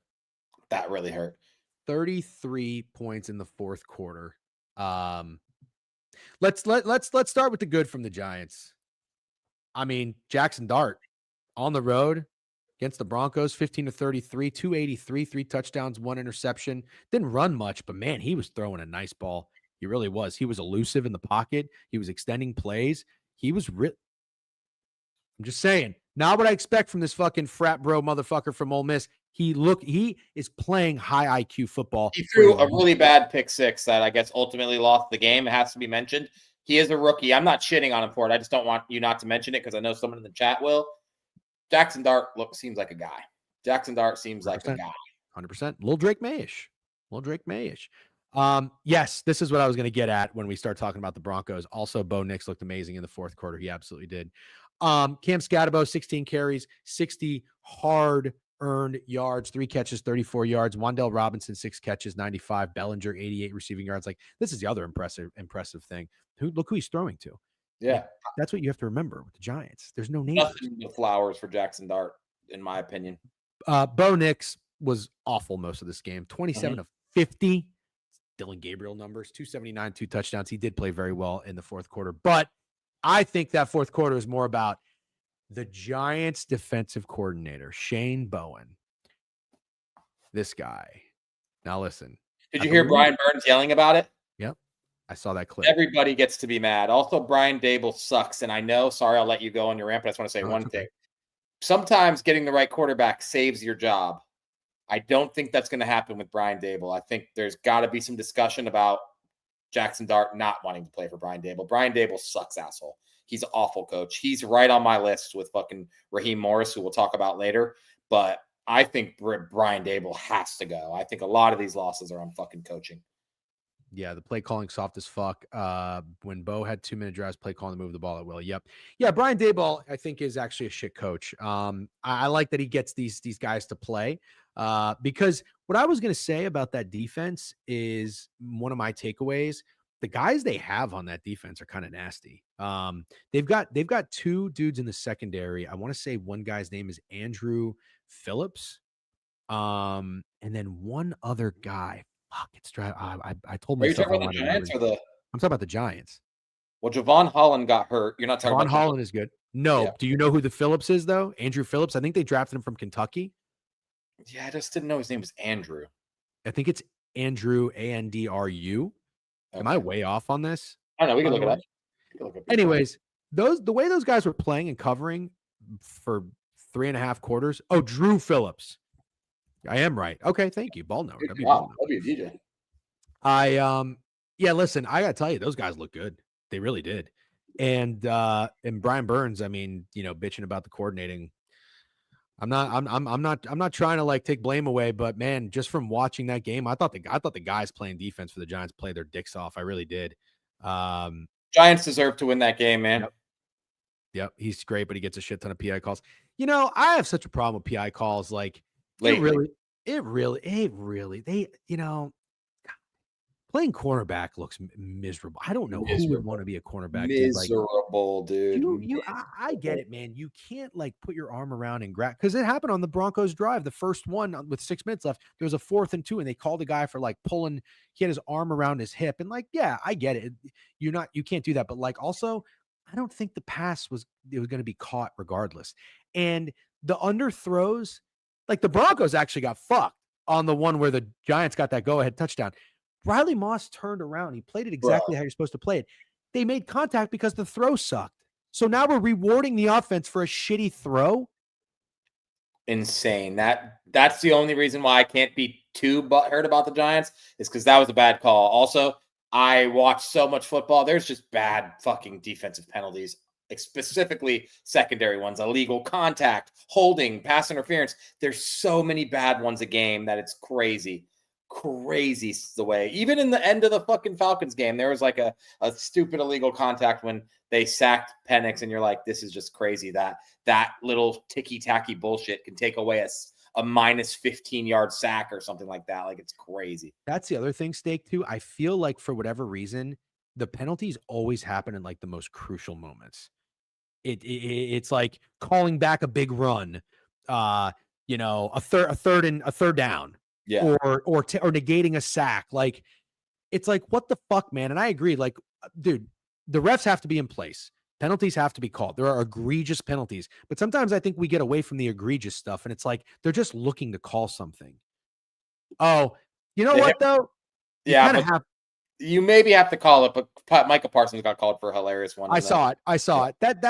That sucks, because if you put yourself in the position of a defender, like, it's really hard not to just fucking tackle someone like that. But it's such a high risk for an injury when you do it. I get the NFL implementing that, but oh my God. I'll tell you the last one and then we'll keep moving. When let's say there's 4 wide receivers, 2 on each side. It's a quick slant, let's say, to the guy on the right. But they called a holding on the receiver on the left side of the field where the quarterback wasn't even looking at the defender, like, illegal shift, or illegal contact or a hold. It's like, the play wasn't even going there. But it sucks. And there was a really bad one in the Notre Dame USC game in the first half. I don't know if you remember it, but I like one thing that's starting to happen. The announcers are starting to call out the shitty officiating. Like, they're starting to say, like, in that Notre Dame USC game, it was called defensive pass interference. It was literally offensive pass interference. And the announcer said, like, that's offensive pass interference. Like, not only can you not call that DPI, that's OPI. And I'm like, thank fucking God. Like, I feel like a couple years ago, you had to be like scared to say that. And they're saying it. And yes, Deej, they were. I don't care what anybody says. Notre Dame ended up covering. Maybe we got lucky. Notre Dame, I mean, USC was getting whistles, boy. Oh my God. I was hammered. I don't really remember that. But I think Fun that game, by the way. what's that? Oh yeah, it was. I just think that like refs need to be held a little bit more accountable for their performance. And the problem is, again, like you go to an extreme, it's almost like when the game's over, like the NFL just needs to like hide these officials because everybody beeves of the world are out there telling them that they need to be fucking killed and end their bloodline. We shouldn't necessarily do that. Like the job sucks. Nobody wants to do this job, but the job has to be done, but they should be held more accountable so they call less penalties. Cause I just think everybody's so whistle happy to try to get involved. It's very, you know what I hate? I hate when they say, and I think this is an NBA thing. I don't know if they do in the NFL too, but where they say the post-game report shows that the call made with 2 minutes and 23 seconds left on Shea Alexander was not a foul. And it's like, okay, so what are we going to do about it? I know. What the fuck does that mean? Why do I want to know that? I don't fucking care unless you're going to do something about it. I do like how you can hear in now on the communication between the review and the official in college when they're I like something. that too. Yeah, I like that too. That's really fucking cool. Oh, one more. TJ Hawkinson catch in the end zone. I don't know if you saw that at the end of the game. And then TJ Hawkinson interview at the end said that they said it was a catch. The ref said, I think it was a catch, but New York phoned in and said it wasn't a catch, but we think it's a catch. All the refs here think it's a catch. How can you say that? I don't know. You're reffing the game. You think it's a catch with your eyeballs? Like, just crazy shit. Yep. All right. We'll keep moving. Excuse me. 4:00 slate. Oh yeah. Commanders, Cowboys. I know I got cornfields out here and everybody else fucking chatting my ass. Oh, thanks a lot for injuring Jane Daniels. But you guys shut the fuck up. The Commanders lose 44-22. I mean, listen, it's hard to do anything with no Debo and no Terry McLaurin. I actually thought Jane Daniels looked pretty good. That's about as good as he could play with Chris Moore, Jalen Lane. I know, man, but like, no excuses, dude. I'm not going to make excuses. Russell Wilson figured out this defense. Every team in the NFL figured out this defense. And Jaden Daniels couldn't. And I was actually prepared to say some pretty wild shit about Jaden Daniels, but then he got injured. But I think it's absolutely fucking inexcusable not to be able to figure out this defense when literally every other team in the NFL has. And once again, I'm pretty much fucking wrong every angle we talk about today. The Cowboys look fucking amazing. That CeeDee Lamb, George Pickens is literally going to be the most disgusting wide receiver duo in the fucking NFL. And now if they figure it out defensively, they might be a real fucking problem. Cowboys look great. Dak looks great. Fucking 130 passer rating. Did nothing wrong. There's like no Dak mistakes whatsoever. And fucking Javonte Williams, dude. Yeah. The guy's a fucking horse. Like there's so much I did not believe was possible with this team, but they look good. Yep. The disrespect for Jay. I'm not doing it. They look, I'm just fucking grumpy about the Vikings. Aloha. They had 8 points in the first half. I think they had 15 in the first half. They had 15 in the first half, but he was 12 for 22. I know. I'm just saying, in a half of football, essentially a half of football. He had 156 passing yards and 35 rushing yards. Like he was also, keep in mind, he started really slow on the first quarter on the road against the Chargers, and then they woke up and won 27-10. Like I'm not saying the Commanders would have won. And yeah, someone said it too. The Commanders might be a bad football team. I don't disagree. They might be. And I do give an excuse to the offense because they're missing, dude, they're not just missing nobodies. Like they're missing Terry McLaurin got paid and Debo Samuel. That's a big deal. Big deal. But I think that this Commanders defense is bad. They are old, they are slow, and that is really, really rough. Finally played some man coverage. Yep. Finally, I'll use Eberflus correctly. He coached a hell of a game. He really did. Yeah, the defense is a retirement home. Yep. Commanders defense has been getting exposed a lot more recent weeks. They absolutely have. Okay. Last 4:00 game, then we'll talk Sunday. Steak, I'm okay.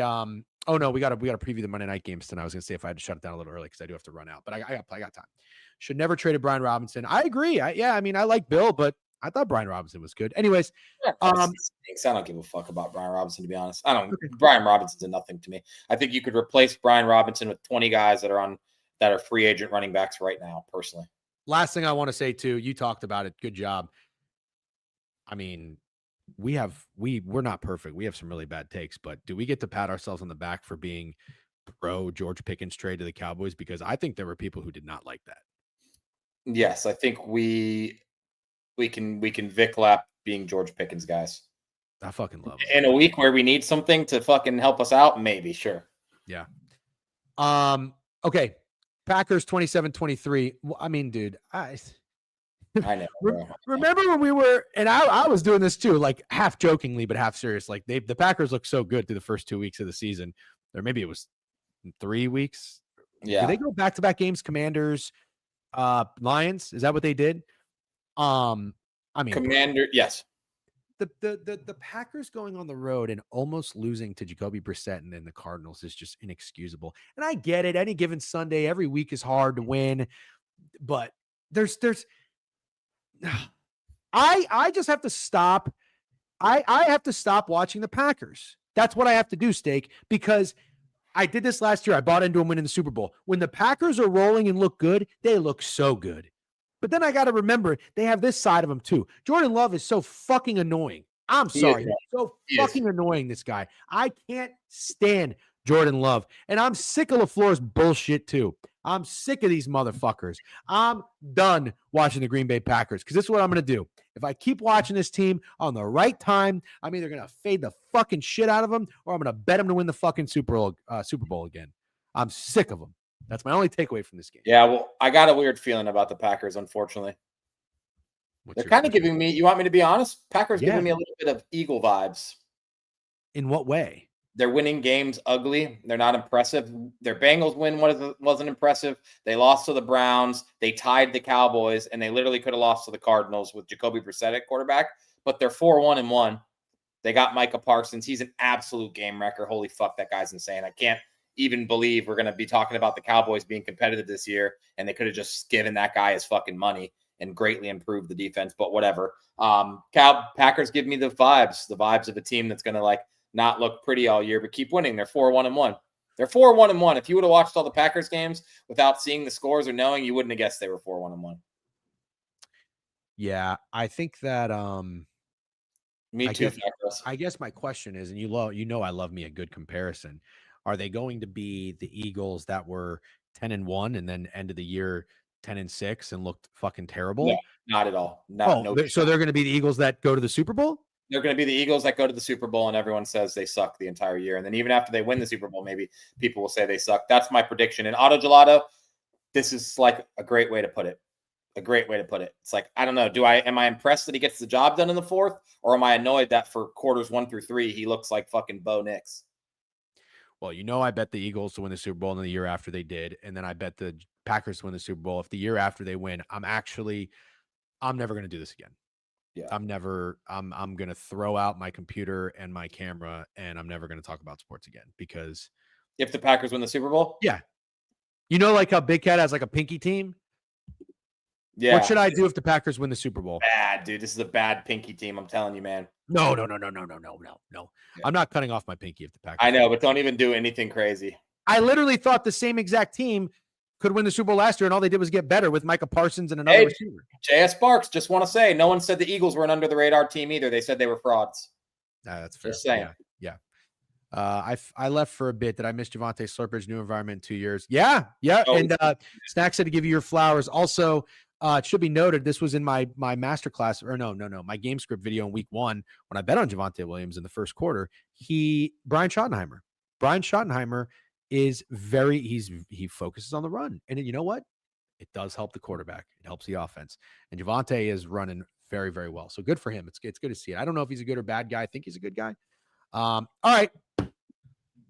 Let's go ahead. By the way, I had an awful Sunday and I fought like fucking hell, ladies and gentlemen. I fought like hell. If you guys ever want to see my wagers, they're all always on Pick. You can see everything I'm betting on. Stake as well. Download Pick. Sync your sports books. Use promo code DGen. I fought like hell, Steak, and I was not going down without a fight. I wanted to have a winning Sunday. I think once the masterclass tickets hit, I might, but I was down. Oh yeah, they haven't cashed yet. I was down $540, so about 5.4 units going into Sunday night. And I said, I was like going to turtle up. I was going to cradle. I was going to be a little bitch. And I said, you know what? I'm done being a little bitch because I don't want to come up here today and you hold me accountable for being a pussy. And I said, I'm not going down without a fight. So I fought back hard. I won about 4.4 units to bring that wage down. Niners best bet.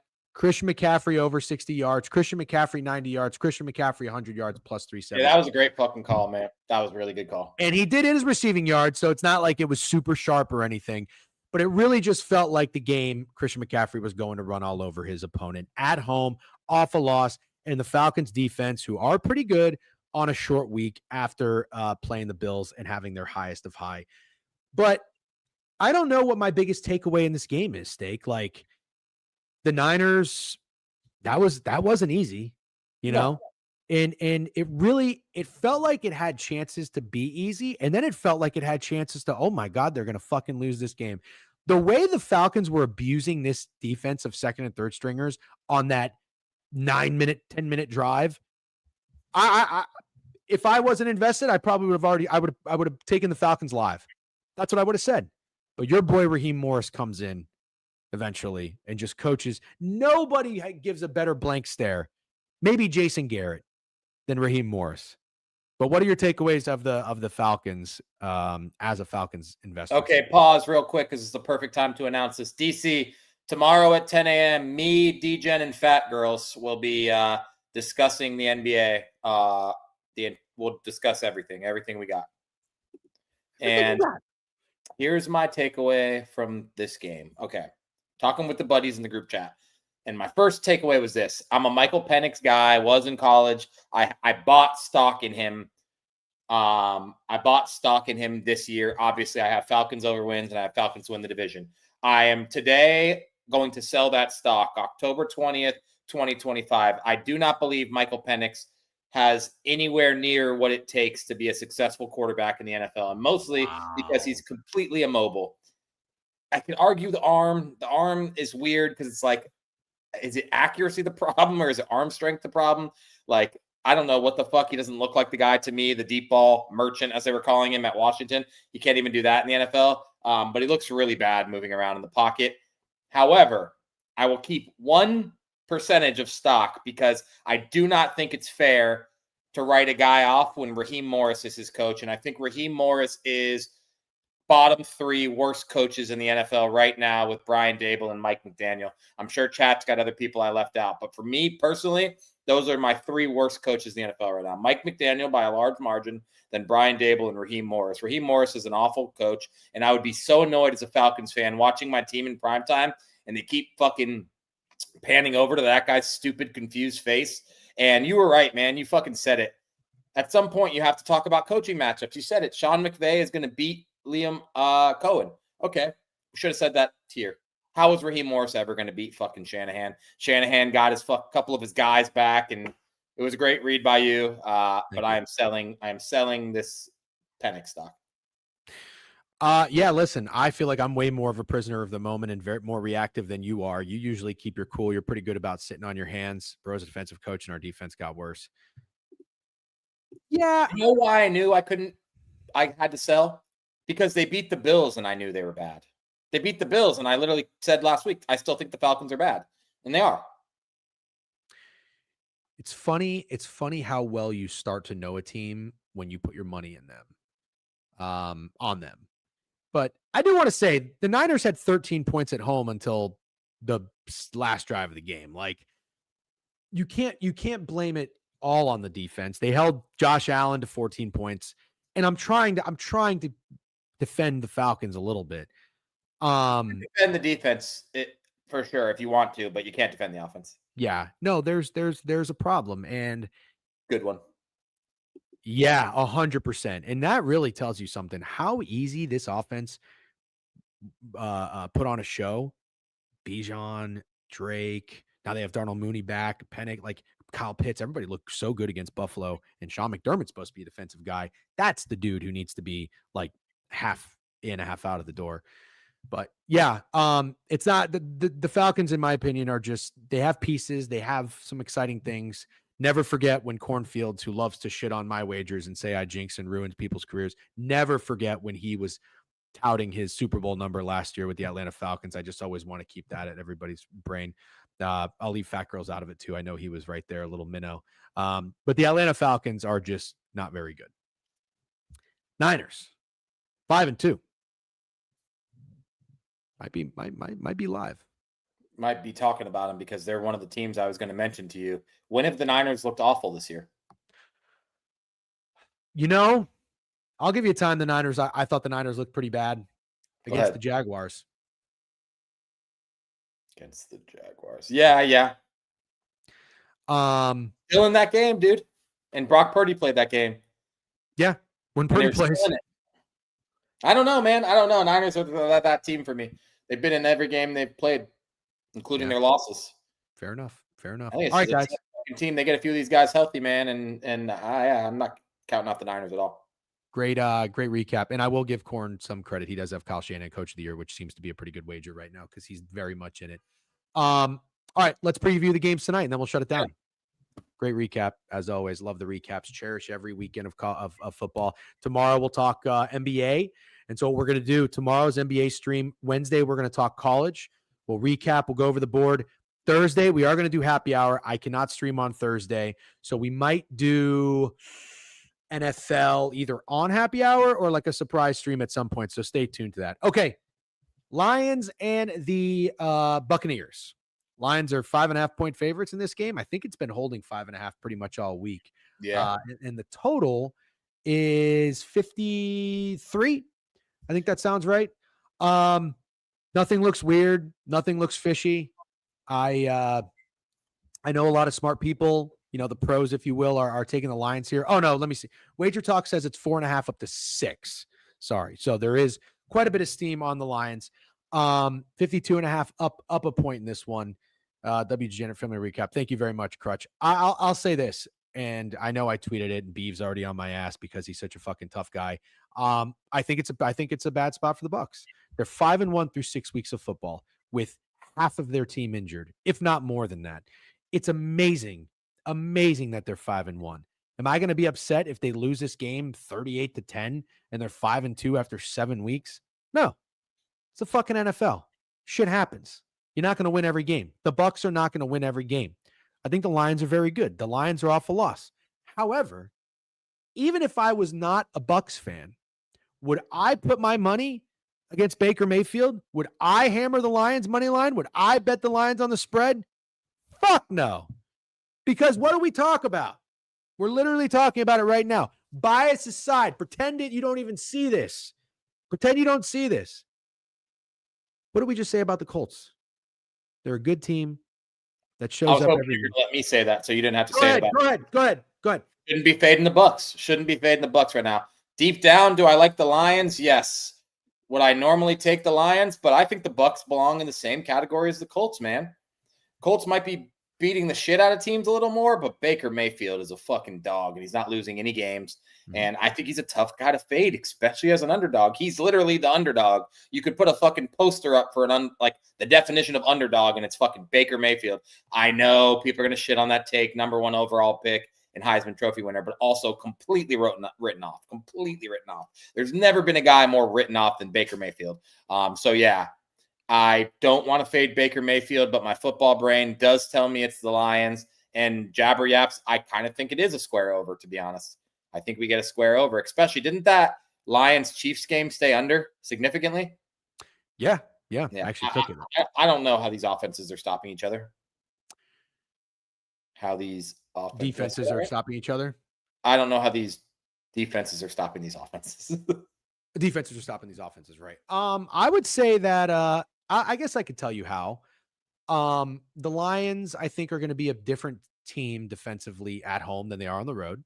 I think that the Bucs, the reality is they're still down significant pieces, right? So the Lions, playing. Right.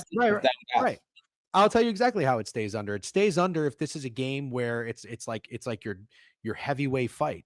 It's your heavyweight fight of two teams that got dog in them. And maybe it's not Baker throwing fucking 40 yards downfield to Cameron Johnson and Tez Johnson tonight. We saw that last week.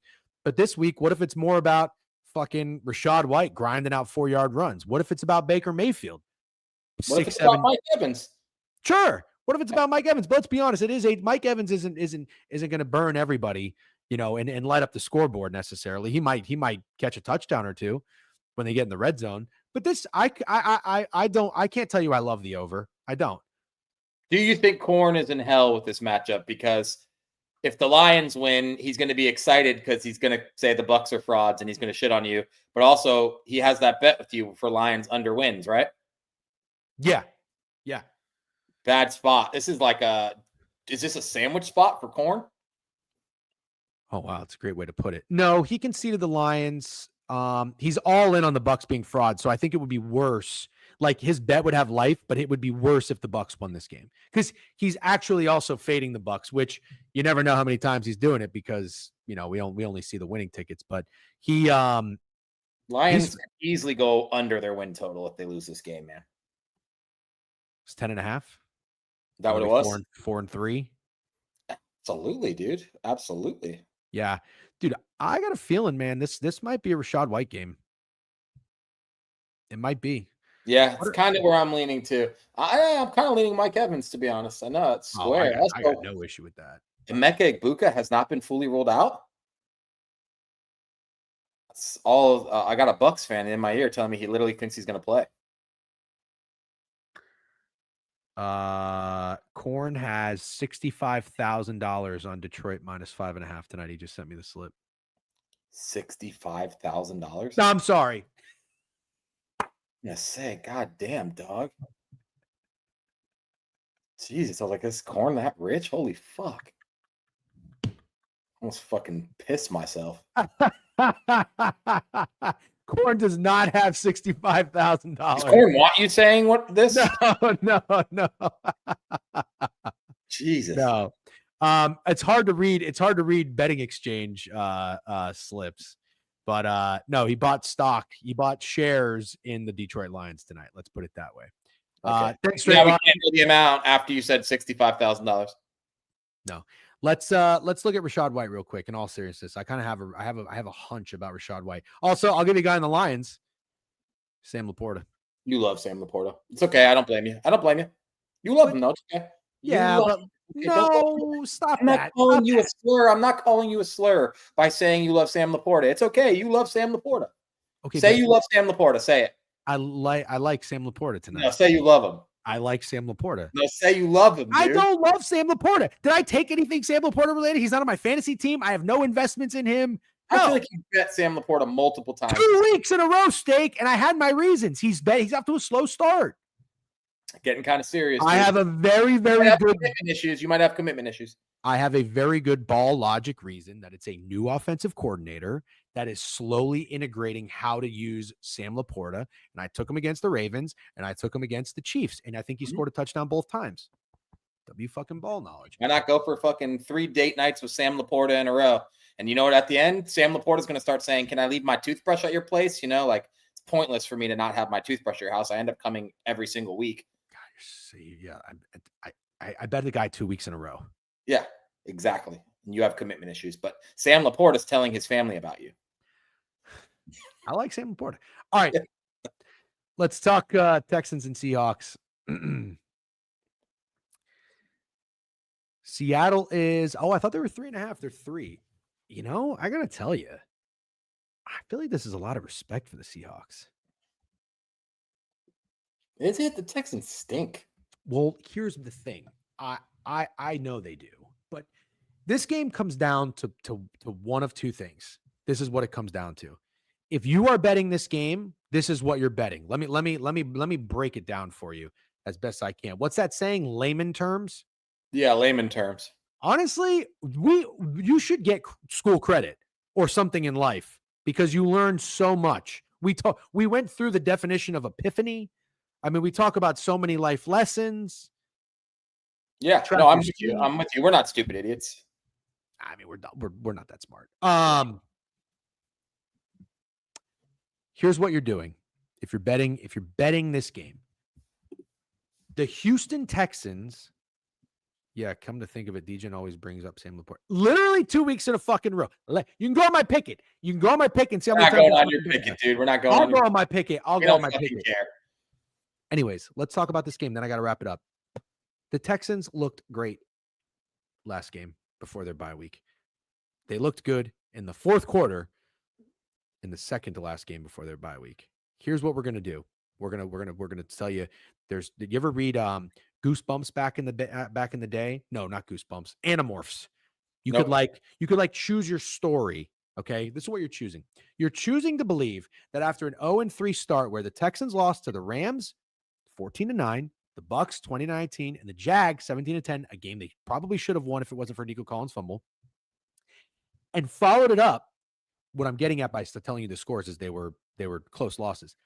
26-0 against the Titans, 44-10 against the Ravens. CJ Stroud playing his best 5 quarters of football this season. That the Texans had the perfect time for their bye week, and they are ready to get right. That is one story one path you're going down, okay? Yeah. Or you're going to go down the path of CJ Stroud and this offense and this team fucking stink. Yeah, they got a good defense, but all they've done was look good against the Ravens. Everyone looks good against the Ravens. They're awful. Yeah, they look good against the Titans. What do we know about the Titans? They are atrocious. So I'm not valuing that. Fuck the Texans. They stink. Give me the Seahawks. Steak. Which path are you choosing? The Seahawks. I'm done. I am. You said Corn succeeded on the Lions or whatever. Conceded. Yep. Sorry. Wow. No, that's okay. Conceded on the Lions. I am conceding on the Seahawks. They're a good football team. I'm not looking for reasons to fade them against teams that I think are bad football teams. And also, got my eyes on you, DeMeco Ryans. I know you won that Coach of the Year, CJ Stroud's rookie year, but I got my eyes on you, man. You might make the list soon. Interesting. Okay. Jesus loves you, bro. Just cheered 20 bits. Thank you very much. Dusty K with the new follow. X Tentomon X with a new follow as well. Thank you guys for joining. I got good news and bad news, DJ. You want the good news first or the bad news first? How about this? No. I know what each of them are. Okay, go ahead. The bad news is everybody's investing in the Magic. Yeah. What's the good news? That they might actually hit. They're all smart people like Straight Locks in DC.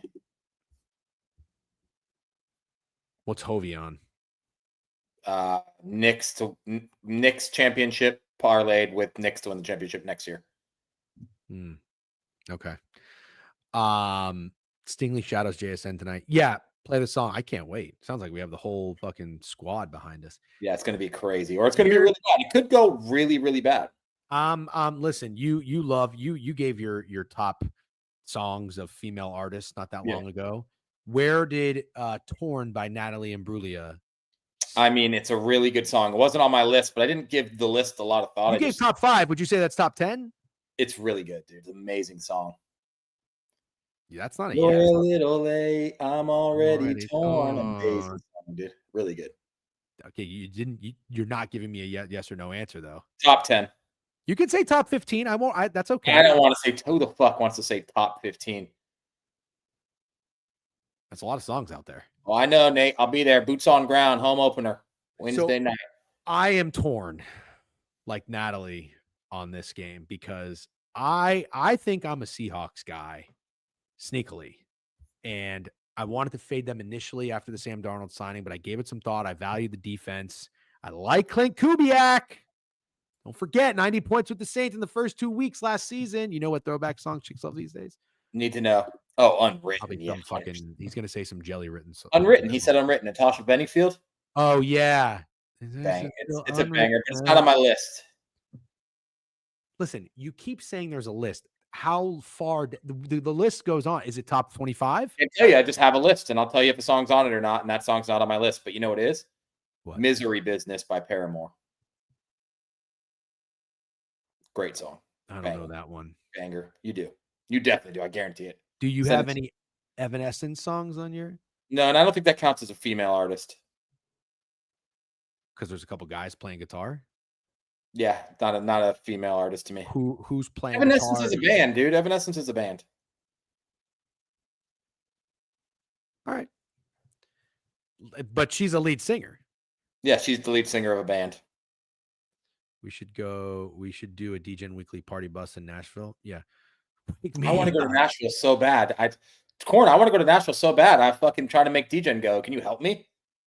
Yeah. I want to go to Nashville. I want to go see a Vanderbilt home game and fucking get drunk with Corn. I fucking want to as well. Unfortunately, I'm trying to tell you guys, I'm trying to finish this fucking year strong right now with some business, okay? I'm trying to fucking finish the year strong. We need to scam more people. Yeah, no shit. I need that fucking Minnesota teacher salary that fucking Beeve has. So, in all seriousness, go to Jelly Roll's bar. That's very funny. Can we see Jelly Roll? I was just in Nashville over the weekend. Incredible. Thoughts on the Cash Money versus No Limit versus? Fuck God. Oh, Cash Money Millionaires versus No Limit Soldiers. Cash Money Millionaires for me, and you got me there, Jet Bro. So actually, it's a pretty good point. I had a No Limit Soldiers charm in elementary school, so I'm No Limit Soldier. I would have to say Cash Money Millionaires. You know, I'm the colonel of this motherfucking tank. Don't make me get rowdy. I was a Master P guy. Silk the Shocker. Yeah. Loved him. Mr. Cole. Oh, no, you can't talk about Mystical anymore. I think he got canceled for something. Or not, I think he's just like actually like did something bad. Like he's a Is he dead? Mystical? No, I think he like I think it was sexual assault or something. Not good. Bad guy. All right. Official. Rachaad White rushing and receiving to me. I think it's going to be a gritty Rachaad White performance against the Lions. I like Baker rushing yards too. I can't tell you I like passing. I just think the Bucs are going to fight. They're going to be gritty. They're going to be dogs. And it's the last fucking time I'm going to say it. If Cornfields is touting his Lions win as the Bucs being frauds, I'm blocking him all week. Even if I was not a Bucs fan, you can't really see this. I am not betting on the Lions this week. I'm not doing it. Total, I don't know. What do you like? Player prop. I like the over, and I like two receivers. Mike Evans yards, and I think J-Mo hits a home run tonight. Okay. All right. Fair enough. Texans Seahawks. Torn. The contrarian results of the night. The Bucs would cover. The Seahawks would cover. The Bucs game goes under. The Seahawks game is the sneaky over. Agree or disagree? Agree. Okay. And in the Texans game, you know what I think? I'll tell you what I think. I think I already have the game script. The Houston Texans are going to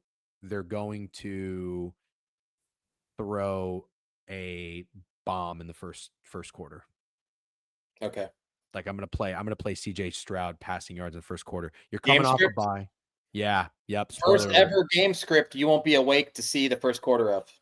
No, I'm picking up my wife from the airport at like 10:30, so I'm gonna have a coffee at like 5 and stay up. Perfect. I'm gonna get horrible sleep, but it is what it is. All right, guys, 12 o'clock. I do have to get out. Wait. I know you got to get out of here. Make it real quick. Blue Jays, Mariners. You got anything? Game 7. The fact that you have to ask me is insulting. I've told you. You like the Blue Jays, dude. You're a Blue Jays fan. I get it. Do you like any players? Do you have any read? Anything like that? I like the Blue Jays. I like Dalton Varsho. I like Vladimir Guerrero. I think it's going to be who's pitching. I think it's going to be an over. I sneak nuked the Blue Jays yesterday, and it was like it kind of saved me. I did two things that saved me yesterday from like the most piss weekend ever, and that was one. So wait. You haven't been a Blue Jays respecter once. Why did you have been betting the Mariners with fucking? I go back and forth for sure. I go back and forth. You want to check my picket? Check my picket. I will check your picket. I'll check your. I bet the Blue Jays in the series. I look ridiculous right now, by the way. Yeah. I cannot go out in public like this. I got to get some. You know what? I actually have to go get a haircut. The Vladdy walk is probably so chalky, but it's probably happening. So I don't know how you keep pitching to this guy. No, I don't either. All right, guys, let's shut it down. DJ Pickett, thank you very much. Thank you for hanging out. The stream was rocking. You guys are awesome.